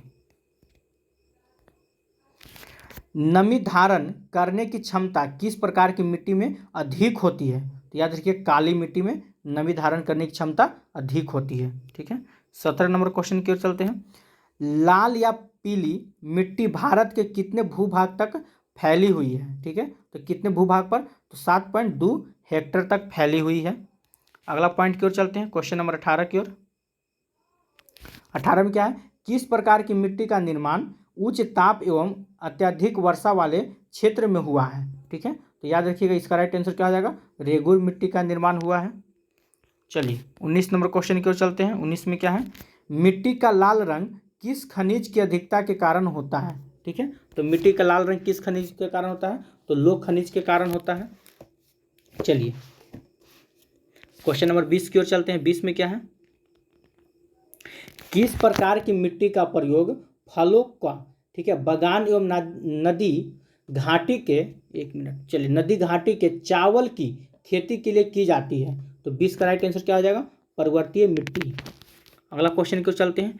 तो इस प्रकार का हम लोग का जो चैप्टर था प्राकृतिक संसाधन वो भी खत्म हुआ। अब चलते हैं हम लोग चैप्टर नंबर ख में है आपका जल संसाधन, ठीक है। तो जल संसाधन से देखते हैं कितने क्वेश्चन आपको बनते हैं। आइए, चलिए, तो पहला है वृहद क्षेत्र में जल की उपस्थिति के कारण पृथ्वी को कहते हैं, तो क्या कहते हैं? तो नीला ग्रह कहते हैं। अगला प्रश्न को चलते हैं, क्या है कि कुल जल का कितना प्रतिशत भाग महासागर में निहित है? तो कितना प्रतिशत भाग महासागर में निहित है? तो 96.6% भाग महासागर में निहित है। अगला क्वेश्चन की ओर चलते हैं। क्वेश्चन नंबर 3 में क्या है? आइए, देश के बैराजों को किसने भारत का मंदिर कहा था? ठीक है, तो 3 का राइट आंसर क्या हो जाएगा? तो पंडित जवाहरलाल नेहरू ने किए थे। अगला क्वेश्चन की ओर चलते हैं। क्वेश्चन नंबर 4 में क्या है? प्राणियों के शरीर में कितना प्रतिशत जल की मात्रा निहित होती है? ठीक है, तो कितना प्रतिशत होता है? तो 65% जल की मात्रा निहित होती है। चलिए, 5 नंबर क्वेश्चन की ओर चलते हैं। बिहार में अति जल दोहन के किस तत्व का संकेंद्रण नहीं बढ़ा है? ठीक है, तो 5 का राइट आंसर क्या हो जाएगा? क्लोराइड का नहीं बढ़ा है। अगला प्रश्न क्यों चलते हैं। क्वेश्चन नंबर 6 देखते हैं। बिहार की सबसे प्राचीन नदी घाटी, ठीक है, परियोजना कौन सी है? तो इसका राइट आंसर क्या आ जाएगा? सोन नदी घाटी परियोजना। चलिए, 7 नंबर क्वेश्चन की ओर चलते हैं। इंदिरा गांधी नहर परियोजना किस राज्य में है? तो इंदिरा गांधी नहर परियोजना किस राज्य में है? तो ये हो जाएगा आपका राजस्थान में। चलिए, 8 नंबर क्वेश्चन की ओर चलते हैं। 8 में क्या है कि भूमिगत जल का कितना प्रतिशत भाग वर्षा जल का संचय करता है? ठीक है, तो कितना प्रतिशत भाग करता है? इसका राइट आंसर क्या हो जाएगा? तो ये हो जाएगा आपका 22% भाग। चलिए, 9 नंबर क्वेश्चन की ओर चलते हैं। 9 में क्या है? राष्ट्रीय जल नीति को कब स्वीकृति मिली थी? ठीक है, तो इसका राइट आंसर क्या हो जाएगा? सितंबर 1987 में मिला था। चलिए, 10 नंबर क्वेश्चन की ओर चलते हैं। भारत में कुल विद्युत का कितना भाग, ठीक है, जल विद्युत से प्राप्त होता है? तो 10 का राइट आंसर क्या हो जाएगा? तो ये हो जाएगा आपका 22% भाग। चलिए, 11 नंबर क्वेश्चन की ओर चलते हैं। 11 में क्या है? सरदार सरोवर बांध किस नदी पर है? ये किस नदी पर है? तो आपका नर्मदा नदी पर है। चलिए, अगला क्वेश्चन की ओर चलते हैं। क्वेश्चन नंबर 12 की ओर। किस नदी की जल भंडारण क्षमता सर्वाधिक है? ठीक है, तो ताप्ती की जल भंडारण क्षमता क्या है? सबसे अधिक है। चलिए, 13 नंबर क्वेश्चन की ओर चलते हैं। चलिए, 13 नंबर प्रश्न क्या है? भारत का सबसे ऊंचा गुरुत्वाकर्षण बांध है, तो कहाँ पे है? तो 13 का राइट आंसर क्या हो जाएगा? भाखड़ा बांध। ठीक है, चलिए, 14 नंबर क्वेश्चन की ओर चलते हैं। विश्व का कितना प्रतिशत जल स्वच्छ है? ठीक है, तो कितना प्रतिशत जल स्वच्छ है? इसका राइट आंसर क्या हो जाएगा? तो 4% जल। अगला प्रश्न की ओर चलते हैं। क्या है कि पृथ्वी की सतह का कितना भाग जल से ढका है? ठीक है, तो इसका राइट आंसर क्या हो जाएगा? 3/4 भाग जो है जल से ढका हुआ है। चलिए, 16 नंबर में क्या है? पूरे विश्व के कुल जल का आयतन का कितना प्रतिशत मृद जल है? ठीक है, तो इसका राइट आंसर क्या हो जाएगा? 16 का, ये हो जाएगा आपका 4%। चलिए, 17 नंबर क्वेश्चन की ओर चलते हैं। 17 में क्या है कि भूमिगत स्वच्छ जल के रूप में कितना उपलब्ध है? ठीक है, तो 17 का राइट आंसर क्या हो जाएगा? तो 25% आपका सही होगा। अगला क्वेश्चन की ओर चलते हैं। क्वेश्चन नंबर 18 की ओर। चलिए, उत्तर बिहार में कब नेपाल स्थित बैराज परियोजना द्वारा छोड़े गए जल से बाढ़ विविधिशिका मंजर देखने को मिला था? ठीक है, तो इसका राइट आंसर क्या हो जाएगा? 18 का, तो ये हो जाएगा 2007 में। चलिए, 2019 की ओर चलते हैं। जल के अति दोहन से किसमें वृद्धि हुई है? ठीक है, तो किसमें वृद्धि हुई थी? आर्सेनिक में वृद्धि हुई थी। चलिए, 20 नंबर क्वेश्चन की ओर चलते हैं। 20 में क्या है? किस पूर्व राष्ट्रपति द्वारा जल मिशन देकर, ठीक है, भूमि जल पूर्ति पर बल दिया गया? ठीक है, तो 20 का राइट आंसर क्या हो जाएगा? अब्दुल कलाम आजाद। चलिए, 21 नंबर क्वेश्चन को चलते हैं। सलाल प्रोजेक्ट का संबंध किस नदी से है? ठीक है, तो 21 का राइट आंसर क्या हो जाएगा? तो चेनाब नदी से है। चलिए 22 नंबर क्वेश्चन की ओर चलते हैं। वर्षा जल संग्रहण के तरीके खादिन और जोहड़ भारत के किस राज्य में प्रचलित हैं? तो किस राज्य में प्रचलित है? तो यह हो जाएगा आपका राजस्थान राज्य में। ठीक है, चलिए अगला देखते हैं, अगला में क्या है। चलिए ये तो आपका खत्म हो गया। नेक्स्ट है आपका वन एवं वन्य प्राणी संसाधन। तो इसको हम लोग कल करेंगे। ठीक है, इसको हम लोग कल करेंगे। इसके बाद का जो चैप्टर शुरू होगा, ठीक है, देख लेते हैं क्या क्या कौन कौन चैप्टर पढ़ना है। ये आपका हो गया। इसके बाद आपको मिलेगा, देखिए खनिज संसाधन के बारे में भी हम लोग कल पढ़ लेंगे। ठीक है, चलिए अभी बहुत क्वेश्चन है। ठीक है, फिर आपको कृषि मिलेगा। यहाँ देखिए, यहाँ फिर आपको शक्ति ऊर्जा संसाधन पढ़ना है, यहाँ आपको कृषि पढ़ना है। ठीक है, इधर कृषि पढ़ लेंगे। इसके बाद कल का और क्या क्या होगा पॉइंट देख लीजिए। चलिए इसमें इतना बड़ा है, इसमें कुछ है, ये तो बहुत लंबा चैप्टर होने जा रहा है। इसका मतलब ये ख़त्म हुआ। अच्छा 29, ओहो थोड़ा यहाँ भी मिस्टेक हुआ, PDF सुधारा जाएगा। 37 के बाद 37। चलिए फिर देखिए आपको यहाँ फिर ये भी पढ़ना बाकी है अभी। ठीक है, कल भी अच्छा खासा का वीडियो बन जाएगा, आप लोग को टेंशन नहीं लेना है। फिर देखिए जो शुरू होगा बिहार स्पेशल, यहाँ से देखिए बिहार का ज्योग्राफी, बिहार का भूगोल क्या है, बिहार का इतिहास क्या है। ठीक है, इसमें अलग से चैप्टर बनाया हुआ है। ठीक है, ये भी हम लोग कल पढ़ने वाले हैं। आइए देखिए इसके बाद फिर क्या शुरू होगा, तो देख लीजिए बिहार खनिज एवं ऊर्जा संसाधन, ये भी शुरू होने वाला है। ठीक है, बिहार से रिलेटेड देखिए 3-4 चैप्टर आपको अलग से दिया हुआ है। देखिए यहाँ पे क्या है, बिहार जनसंख्या एवं नगरीकरण, बिहार से रिलेटेड इतना चैप्टर को हम लोग कल कवर कर लेंगे। अगर अभी तक आप हमारे इस चैनल से नहीं जुड़े हुए हैं तो इस चैनल को सब्सक्राइब करके हमारे बेल आइकन जरूर दबाइएगा, क्योंकि जब भी अगर हम वीडियो सबसे पहले डालें, अगर आप बेल आइकन दबाए हुए हैं तो सबसे पहले हमारा वीडियो आप तक जरूर पहुँचेगा। अगर वीडियो अच्छा लगा होगा तो इसको लाइक ज़रूर कीजिएगा, शेयर ज़रूर कीजिएगा। ठीक है, अपने मित्र लोग के पास ज़रूर भेजिएगा। आज के लिए इतना ही। जय हिंद, जय भारत।